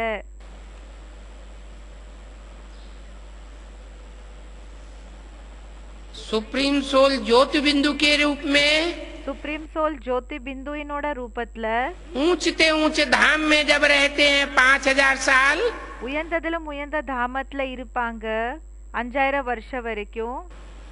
तो उस समय उनको रचयिता नहीं कहा जा सकता। அப்போ அந்த நேரத்துல அவங்கள படைப்பவர்னு சொல்ல முடியாது. ऐसे नहीं कि वो बिंदु बिंदु आत्माओं का रचयिता है। அப்படி கிடையாது. அவங்க பிந்து பிந்து ஆத்மாக்களுக்கு படைப்பவரா இருக்காங்க. क्योंकि आत्माएं भी अनादि हैं ஏன்னா ஆத்மாக்களும் அனாதியா இருக்காங்க. और उन बिंदु बिंदु आत्माओं का बाप भी अनादि है। அப்படின்னா ஆத்மாக்கள் கூடயும் அனாதி. பிறகு அந்த ஆத்மாக்களுக்கு அந்த பிந்து பிந்து ஆத்மாக்களுக்கு அப்பா ஆனவங்க கூடயும் எப்படின்னா அனாதிதான், அப்படின்னா அவினாஷி தான். अनादि है तो रचने का सवाल ही नहीं। இப்போ அவங்களுக்கு ஆதியே இல்லைன்னா அப்போ அனாதியா இருக்காங்கன்னா அப்போ படைப்பவர் படைக்கிற விஷயமே இல்லைங்க. वो बिंदु बिंदु आत्माएं सृष्टि पर आकर के அந்த பிந்து பிந்து ஆத்மாக்கள் இந்த சிருஷ்டிக்கு வந்து शरीर धारण करती हैं। சரீரத்தை தாரண பண்ணுது.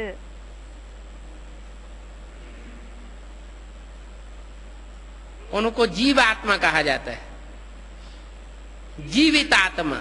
அவங்களுக்கு ஜீவாத்மான்னு சொல்லப்படுகிறாங்க. ஜீவித் ஆத்மா. जीवित माने कुछ काम धाम करने योग्य। ஜீவித்தனா இப்போ ஏதோ ஒரு வேலைய செய்யற ஒரு தகுதி இருக்கக்கூடிய. बोलते चालते को जीव कहा जाता है। இப்போ யாரு பேசுறாங்களோ நடக்கிறாங்களோ அவங்களுக்கு ஜீவித்தன்னு சொல்வாங்க, உயிரோட இருக்காங்கன்னு சொல்வாங்க.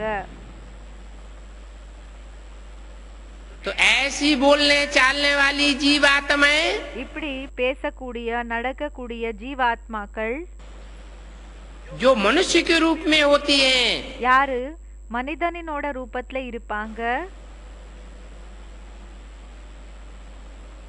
उनकी नई दुनिया आकर के बनाता है। அவங்களோட புது உலகத்தை வந்து உருவாக்குறாங்க.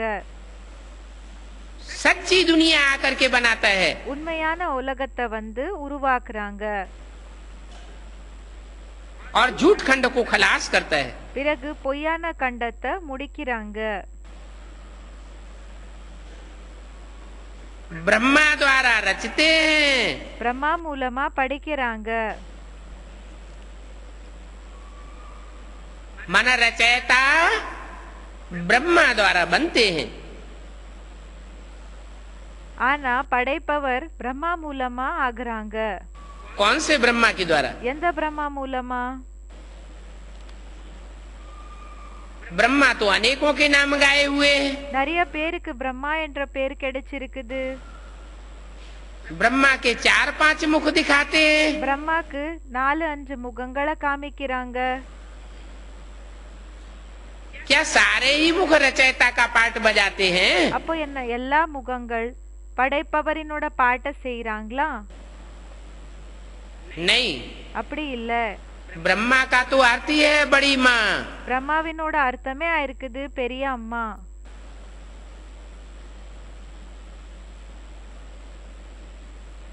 माँ एवरलास्टिंग रचयिता नहीं होती। அம்மா சதா காலத்துக்காக படைப்பவராக இருக்க முடியாது. माँ भी रचना है। அம்மாவும் படைப்பு தான்.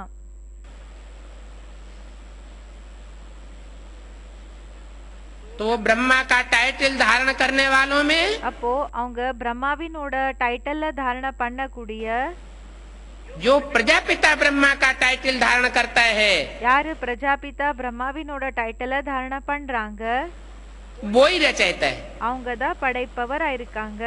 जो आदि ब्रह्म है। யாரு ஆதி பிரம்மா இருக்காங்க. उस ब्रह्मा के द्वारा रचना रच करके அந்த பிரம்மா மூலமா படைப்ப படைச்சு फिर विष्णु के द्वारा पालना कराता हूँ। பிறகு விஷ்ணு மூலமா பாலனைய செய்றேன். जो ब्रह्मा எந்த பிரம்மா सो विष्णु बन जाता है। எந்த பிரம்மா சோ விஷ்ணு ஆயிடுறாங்க. பிரம்மா தான் விஷ்ணு ஆயிடுறாங்க. बाप कहते हैं विष्णु कोई अलग से 4 हाथों वाला देवता नहीं है। அப்பா சொல்றாங்க விஷ்ணு செப்பரேட்டா 4 கைகள் இருக்கக்கூடிய தேவதை ஒண்ணு கிடையாது. हाथ माना भुजाएं। கைகள் என்றால் புஜா ஷோல்டர்ஸ் சொல்றாங்க. जो भुजाओं के रूप में அந்த கைகள் ரூபத்துல विशेष सहयोगी बनने वाली आत्माएं हैं। விசேஷமா உதவி செய்யக்கூடிய ஆத்மாக்கள் யார் இருக்காங்க? उनके स्वभाव संस्कार मिलकर के एक हो जाते हैं। அவங்களோட சுபாவ சம்ஸ்காரங்கள் எல்லாமே இணைந்து ஒன்னாயிடுது. एक माना ஒண்ணுனா एक बाप समान। ஒரு அப்பாக்கு சமமா ஆயிடுதுன்னு சொல்றாங்க.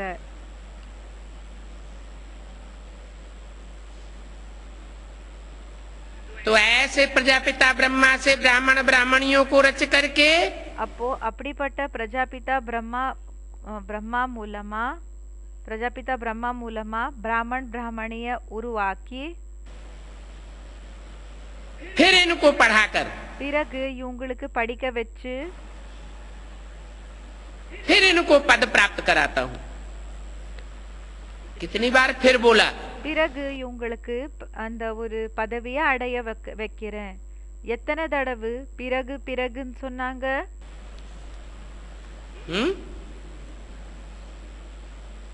2 बार फिर क्यों बोल दिया? 2 தடவை ஏன் பிறகு பிறகுன்னு சொன்னாங்க? बाद में பிறகுன்னா அப்புறம் प्रजापिता ब्रह्मा से ब्राह्मण ब्राह्मणियां रचते हैं। பிரஜாபிதா பிரம்மா மூலமா பிராமண் பிராமணிய உருவாக்குறேன். 1936 में 1936 प्रजापिता ब्रह्मा द्वारा ब्राह्मण ब्राह्मणियों की रचना शुरू हुई। பிரஜாபிதா பிரம்மா மூலமா பிராமண் பிராமணிகளினோட படைப்பு என்றது ஸ்டார்ட் ஆச்சு.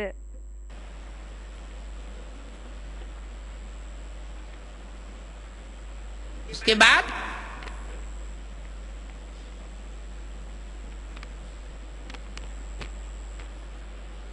प्रजापिता तो गायब हो गया। அதுக்கு பிறகு பிரஜாபிதா என்னமோ மறைஞ்சு போயிட்டாங்க. तो रचना बंद हो गई क्या?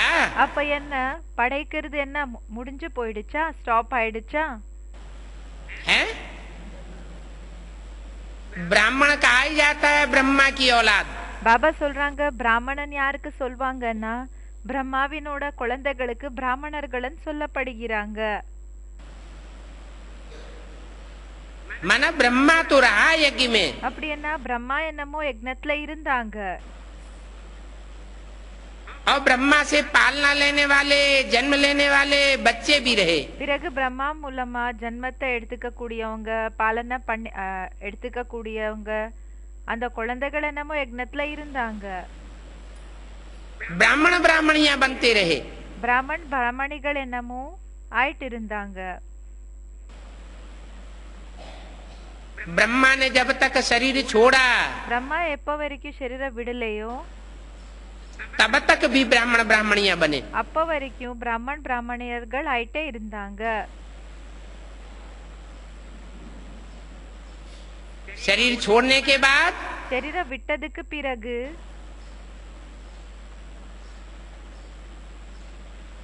जो भी नंबरवार ब्रह्मा हुए, யாரெல்லாம் நம்பர்வார் பிரம்மாக்கள் இருந்தாங்களோ उनके द्वारा रचना रची जाती है. அவங்க மூலமா படைக்கப்படுகிறது. तो ब्रह्मा के द्वारा ब्राह्मण तो होते हैं, அப்போ பிரம்மா மூலமா பிராமணர்கள் என்னமோ உருவாகுறாங்க. कहते हैं ब्रह्मा के द्वारा एक बार सृष्टि रची, சொல்றாங்க பிரம்மா மூலமா ஒரு தடவை சிருஷ்டிய உருவாக்கப்பட்டது. पसंद नहीं आई, बिगाड़ दी. பிடிக்கல, அப்போ அத முடிச்சிட்டாங்க, ஃபினிஷ் பண்ணிட்டாங்க. दूसरी बार सृष्टि रची, पसंद नहीं आई, बिगाड़ दी. ரெண்டாவது தடவை சிருஷ்டிய உருவாக்குனாங்க, பிடிக்கல, அப்போ அத முடிச்சிட்டாங்க. आखिर इन फाइनल हो ही जाता है. கடைசிக்கு ஃபைனல் ஆயிடுதுன்னு சொல்றாங்க.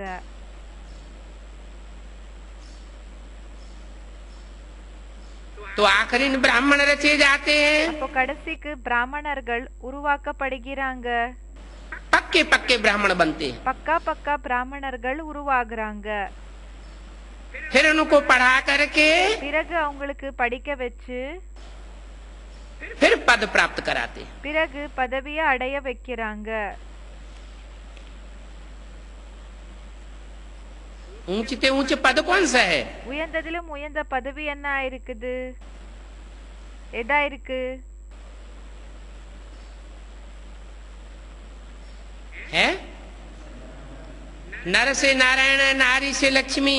नर से नारायण, नारी से लक्ष्मी. लक्ष्मी नारायण, लक्ष्मी नारायण. जिनको विष्णु कहा जाता है. யார விஷ்ணுன்னு சொல்லப்படுகிறாங்க? बाप आते ये नई दुनिया रचने. அப்பா புது உலகத்தை தான் படைக்கிறதுக்காக வராங்க.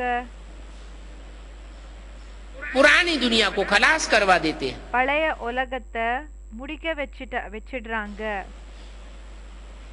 नई दुनिया की पालना कराते हैं. புது உலகத்தினோட பாலனைய பண்ண வைக்கிறாங்க. तो गाया हुआ है, அப்போ மகிமை பாடப்பட்டிருக்கு. ब्रह्मा द्वारा स्थापना. பிரம்மா மூலமா ஸ்தாபனா.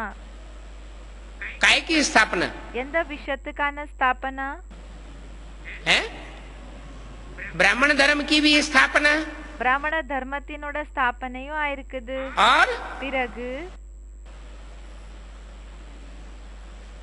ब्राह्मण धर्म की स्थापना तो हुई. பிராமண தர்மத்தினோட ஸ்தாபனை என்னமோ ஆச்சு. ब्रह्मा द्वारा ब्राह्मण ब्राह्मणियों को रचते हैं. பிரம்மா மூலமா பிராமண் பிராமணியர்களை உருவாக்குது என்னமோ செய்யறாங்க. प्रजापिता ब्रह्मा द्वारा वर्षा देते हैं. பிறகு பிரஜாபிதா பிரம்மா மூலமா சொத்தை கொடுக்கறாங்க. तो कौन सा कार्य रहा हुआ है? அப்போ எந்த வேலை மீதியாக இருக்குது? अभी जो नंबरवार माला बननी है, இப்போ நம்பர்வாராக மாலை என்ன உருவாகணுமோ, नंबरवार पद मिलने हैं, நம்பர்வாராக பதவி என்ன கிடைக்கணுமோ, माला में मणके होते हैं. மாலையில மணிகள் இருப்பாங்க. कोई ऊपर कोई नीचे, ஒரு சில மணிகள் மேலே இருக்கும், ஒரு சில மணிகள் கீழே இருக்கும். कोई दाईं ओर कोई लेफ्ट साइड में. சில மணிகள் ரைட் சைடுல இருப்பாங்க, சில மணிகள் லெஃப்ட்ல இருப்பாங்க. वो पद अभी तैयार हो रहे हैं। அந்த பதவி இப்போ ரெடி ஆயிட்டு இருக்குது. ये फाइनल परीक्षा होने वाली है, இந்த ஃபைனல் எக்ஸாம் இப்போ ஆக போகுது, हो रही है, ஆயிட்டு இருக்குது. तो विनाश भी जरूर होगा। அப்போ விநாசம் கூடயும் கண்டிப்பா ஏற்படும். विनाश होगा, விநாசமாகும். क्या ब्राह्मणों का विनाश हो जाएगा? என்ன பிராமணர்களோட விநாசம் ஆயிடுமா? है? ब्राह्मणों का विनाश नहीं होता, பிராமணர்களோட விநாசம் ஆகிறது இல்ல. ब्राह्मणों के पद का विनाश होता है। பிராமணர்களினோட பதவி இதோட விநாசம் ஆயிடும்னு சொல்றாங்க. नंबरवार विनाश को पाने वाले हैं। நம்பர்வாராக விநாசத்தை அடைய போகிறாங்க. शंकर द्वारा विनाश, சங்கர் மூலமா விநாசம். शंकर द्वारा विनाश, சங்கர் மூலமா விநாசம்னா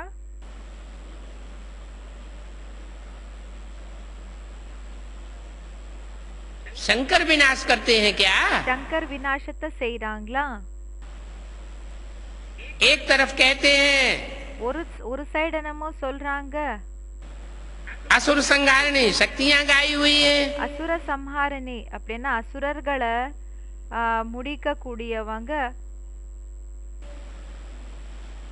சக்திகளுக்காக சொல்றாங்க. और दूसरी तरफ कहते हैं शंकर द्वारा विनाश। பிறகு இன்னொரு சைடுல என்ன சொல்றாங்கன்னா சங்கர் மூலமா விநாசம். आखिर सच्चाई क्या है? பாபா கேக்குறாங்க, கடைசிக்கு கூடயும் உண்மையான விஷயம் என்ன இருக்குது?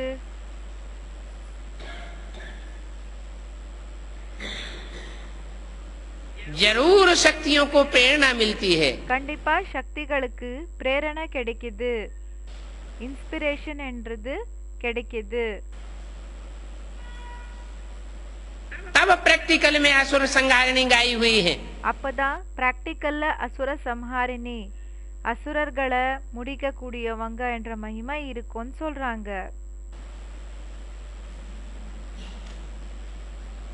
शंकर को तो योग में बैठा हुआ दिखाया जाता है। சங்கருக்கு என்னமோ யோகத்துல உட்கார்ந்து இருக்கிற போல காமிச்சிருக்காங்க. इसलिए मुरली में कहते हैं शंकर क्या करता है? कुछ भी नहीं। அதனாலதான் முரளில கேட்டிருக்காங்க, சங்கர் என்ன செய்றாங்க? ஒண்ணுமே இல்ல. कर्मेंद्रियों से तो कोई काम करता हुआ नहीं दिखाते। கர்மேந்திரியங்கள் மூலமா எந்த விதமான வேலைய பண்றது கூடயும் காமிக்கல.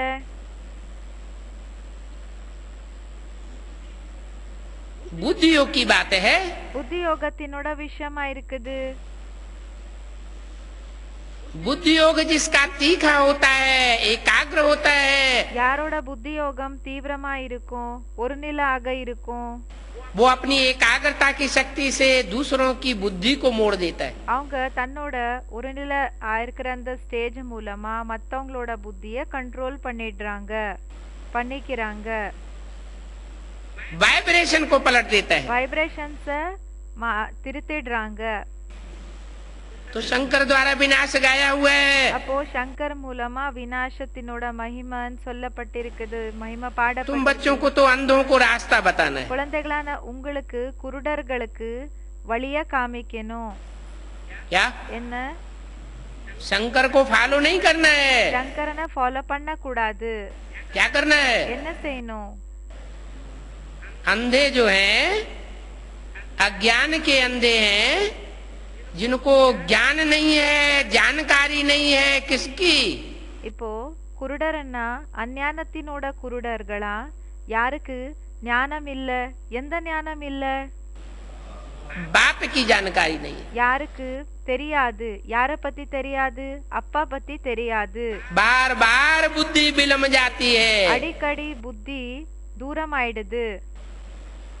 एक बाप को छोड़ दूसरे तीसरे बाप बनाई लेती है। ஒரு அப்பாவை விட்டுட்டு ரெண்டாவது மூணாவது அப்பாவை ஏத்துக்கிறாங்க. ऐसे जो अज्ञान के अंधे हैं இப்படி யாரு அஞ்ஞானத்தினோட குருடர்களா இருக்காங்க उनको रास्ता दिखाना है। அவங்களுக்கு வழிய காமிக்கணும்। बाप आकर बच्चों को अडॉप्ट करते हैं। அப்பா வந்து குழந்தைகளை அடாப்ட் பண்ணிக்கிறாங்க, தத்தெடுத்துக்கிறாங்க। क्या என்ன? कोई बाप बच्चों को अडॉप्ट करता है இப்போ ஒரு அப்பா குழந்தைகளை அடாப்ட் பண்ணிக்கிறாங்க, தத்தெடுத்துக்கிறாங்கன்னா तो अपने घर परिवार में रखता है या धक्का देके बाहर भगा देता है? அப்போ தன்னோட வீட்ல வச்சுக்கிறாங்களா இல்லன்னா வெளியில தள்ளி ஓட்ட வச்சிடுறாங்களா, துரத்திடுறாங்களா? रखने के लिए तैयार रहता है ना, வீட்ல வச்சுக்கிறதுக்காக ரெடியா இருப்பாங்க இல்லையா? धक्का तो नहीं देता। தள்ளுறதில்ல இல்லையா? तुम अपनी जिंदगी बाहर बनाओ, நீ உன்னோட வாழ்க்கைய வெளியில பாத்துக்கோ, फिर जब टाइम होगा तो हम तुमको बुला लेंगे। எப்போ டைம் வருமோ அப்போ நான் உன்னை கூப்பிடுவேன்। नहीं, அப்படி சொல்ல மாட்டாங்க। बाप कहते हैं அப்பா சொல்றாங்க, मैं जिन बच्चों को अडॉप्ट करता हूँ நான் எந்த குழந்தைகளை அடாப்ட் பண்ணிக்கிறேனோ उन सब की परवरिश करने के लिए तैयार हूँ। நான் அந்த எல்லா குழந்தைகளுக்கு அவங்கள பாத்துக்கிறதுக்காக நான் ரெடியாக இருக்கேன்। आखिरी ने कितने बच्चे पलेंगे? கடைசிக்கு எத்தனை பேரு பாலனைய எடுத்துக்குவாங்க? जब फाइनल परीक्षा पूरी होगी எப்போ ஃபைனல் பரீட்சா கம்ப்ளீட் ஆகுமோ तो कितने बच्चे आबू अब्बा के घर में पलेंगे? அப்போ எத்தனை குழந்தைகள் ஆபு அப்பாவினோட வீட்ல இருப்பாங்க? हैं? 4.5 लाख बच्चे पलेंगे। 4 லட்சம் ஆத்மாக்கள் பாலனை எடுத்துப்பாங்க। वो 4.5 लाख तो साकार में आंखों से दिखाई पड़ेंगे। அந்த 4 லட்சம் ஆத்மாக்கள் சாகாரத்துல கண்கள் மூலமா தென்படுவாங்க। और उनमें कोई अव्यक्त बच्चे भी हैं। அவங்கள அவ்யக்த குழந்தைகளும் இருக்காங்க। उन साकार में आकारी रूप में घुसे हुए रहेंगे। யாரு சாகாரத்துக்குள்ள ஆகாரி ரூபத்துல நுழைஞ்சிருப்பாங்க। तो कितने टोटल की पालना होगी? டோட்டல் எத்தனை பேருக்கு பாலனை கிடைக்கும்? 9 लाख की पालना होगी। 9 லட்சங்களுக்கு பாலனை கிடைக்கும்। एक चूल्हे की पालना होगी। ஒரு அடுப்பினோட பாலனை கிடைக்கும்। एक परिवार होगा। ஒரு பரிவாரம் இருக்கும்। एक बाप होगा। ஒரு அப்பா இருப்பாங்க। एक मत होगी। ஒரே வழிமுறை தான் இருக்கும்। एक धारणा होगी। ஒரு தாரணை இருக்கும்।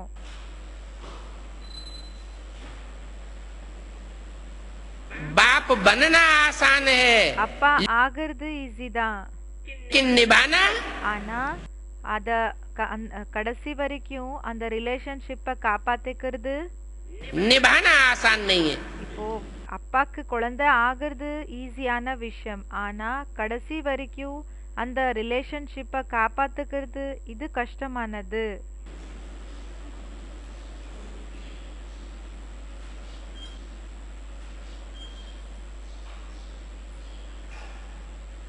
आसान है சகஜமாக இருக்கு।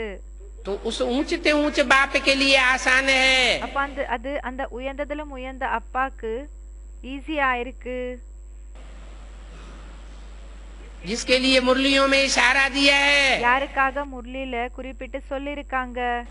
इस ब्रह्मा के ऊपर तो बोझा बहुत है। இந்த பிரம்மா மேல ரொம்ப சுமை இருக்குது।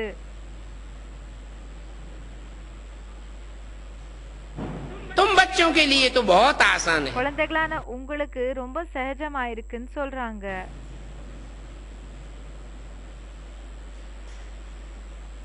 इनको तो बहुत फरुना रहता है உங்களுக்கு ரொம்ப கவலைகள் இருக்கும்। कि बच्चों की पालना करनी है, அப்ப குழந்தைகளுக்கு பாலனைய கொடுக்கணும்। बुद्धि चलती रहती है, புத்தியில இந்த விஷயங்கள் நடந்துட்டே இருக்கும்।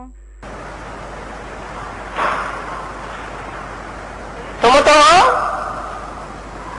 बेगमपुर की बादशाह, நீங்க பேகம்பூரினோட பாட்ஷாஹா இருக்கீங்க।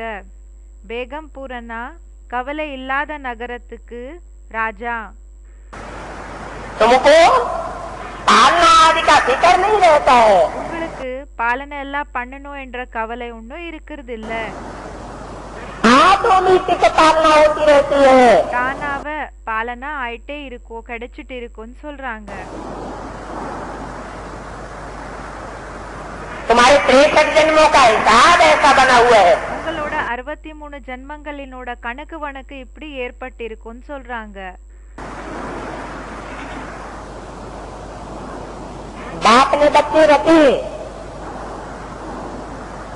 तो जरूर उनको खाने को तो देंगे ना।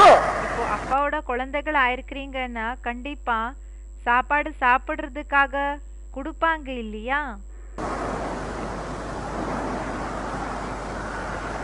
यदि ये कहेंगे अभी थोड़ा रुको, இல்லன்னா இப்படி சொல்வாங்களா, இப்போ கொஞ்சம் வெயிட் பண்ணுங்க, अपने लौकिक घर परिवार में बैठो, உங்களோட லௌகிக வீடு வாசல்ல உட்காருங்க, हमको थोड़ा मजबूत हो जाने दो फिर आना। நான் கொஞ்சம் பவர்ஃபுல் ஆயிடுறேன், அதுக்கு பிறகு வாங்க, அப்படி சொல்றாங்களா?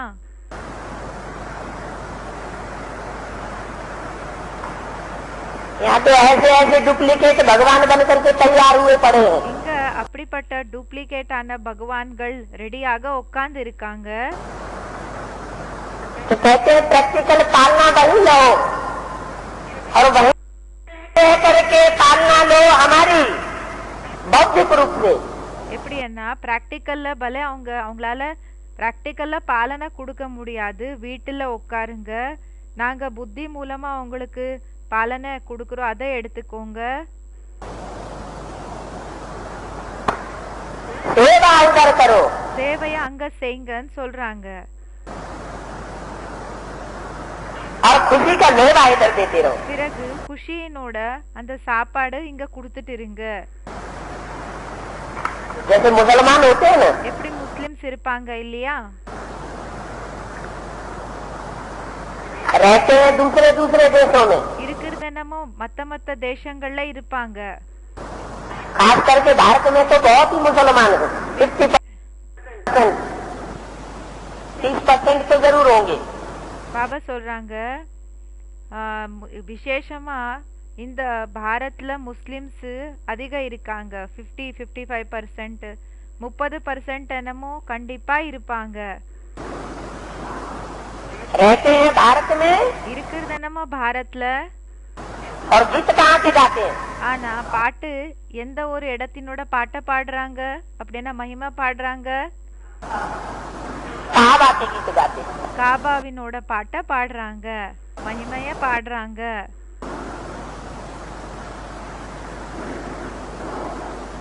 तो ये दूसरे दूसरे धर्म के बापों का कमाल है। இது மத்த தர்மங்களினோட அப்பாக்களினோட அற்புதமான வேலை இருக்கு. अपनी जनरेशन को अपने धर्म खंड में पालना नहीं दे पाते। அவங்களோட ஜெனரேஷன் என்ன இருக்குதோ அவங்களோட தர்ம கண்டத்துல அவங்களுக்கு பாலனை கொடுக்கறதுக்காக முடியறது இல்ல. அப்படின்னா தன்னோட ஜெனரேஷன் தன்னோட தேசத்திலேயே தர்ம கண்டத்திலேயே அவங்களுக்கு பாலனையை கொடுக்கறதுக்கு முடியறது இல்ல. बहुत करते जाते हैं। ஜென்மம் என்னமோ நிறைய ஜென்மம் கொடுத்துட்டு இருப்பாங்க குழந்தைகளுக்கு. बाप कहते हैं அப்பா சொல்றாங்க मैं तो ऐसी दुनिया की स्थापना करता हूँ गीता के द्वारा, நான் கீதா மூலமா அப்படிப்பட்ட உலகத்தை ஸ்தாபனை செய்றேன்.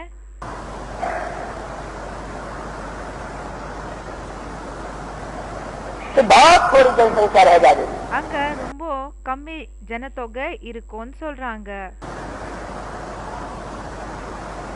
मुझे ढेर से ढेर नहीं चाहिए, எனக்கு அதிகதிலும் அதிக தேவை கிடையாது. एक्यूरेट श्रीमत पर चलने वाले चाहिए। அக்யூரேட்டா ஸ்ரீமத்தை ஃபாலோ பண்ணக்கூடியவங்க எனக்கு வேணும்.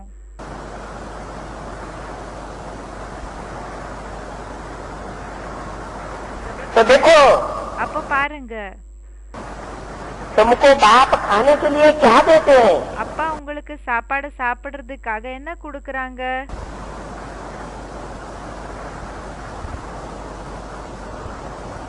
तुम क्या खाते हो? நீங்க என்ன சாப்பிடுறீங்க?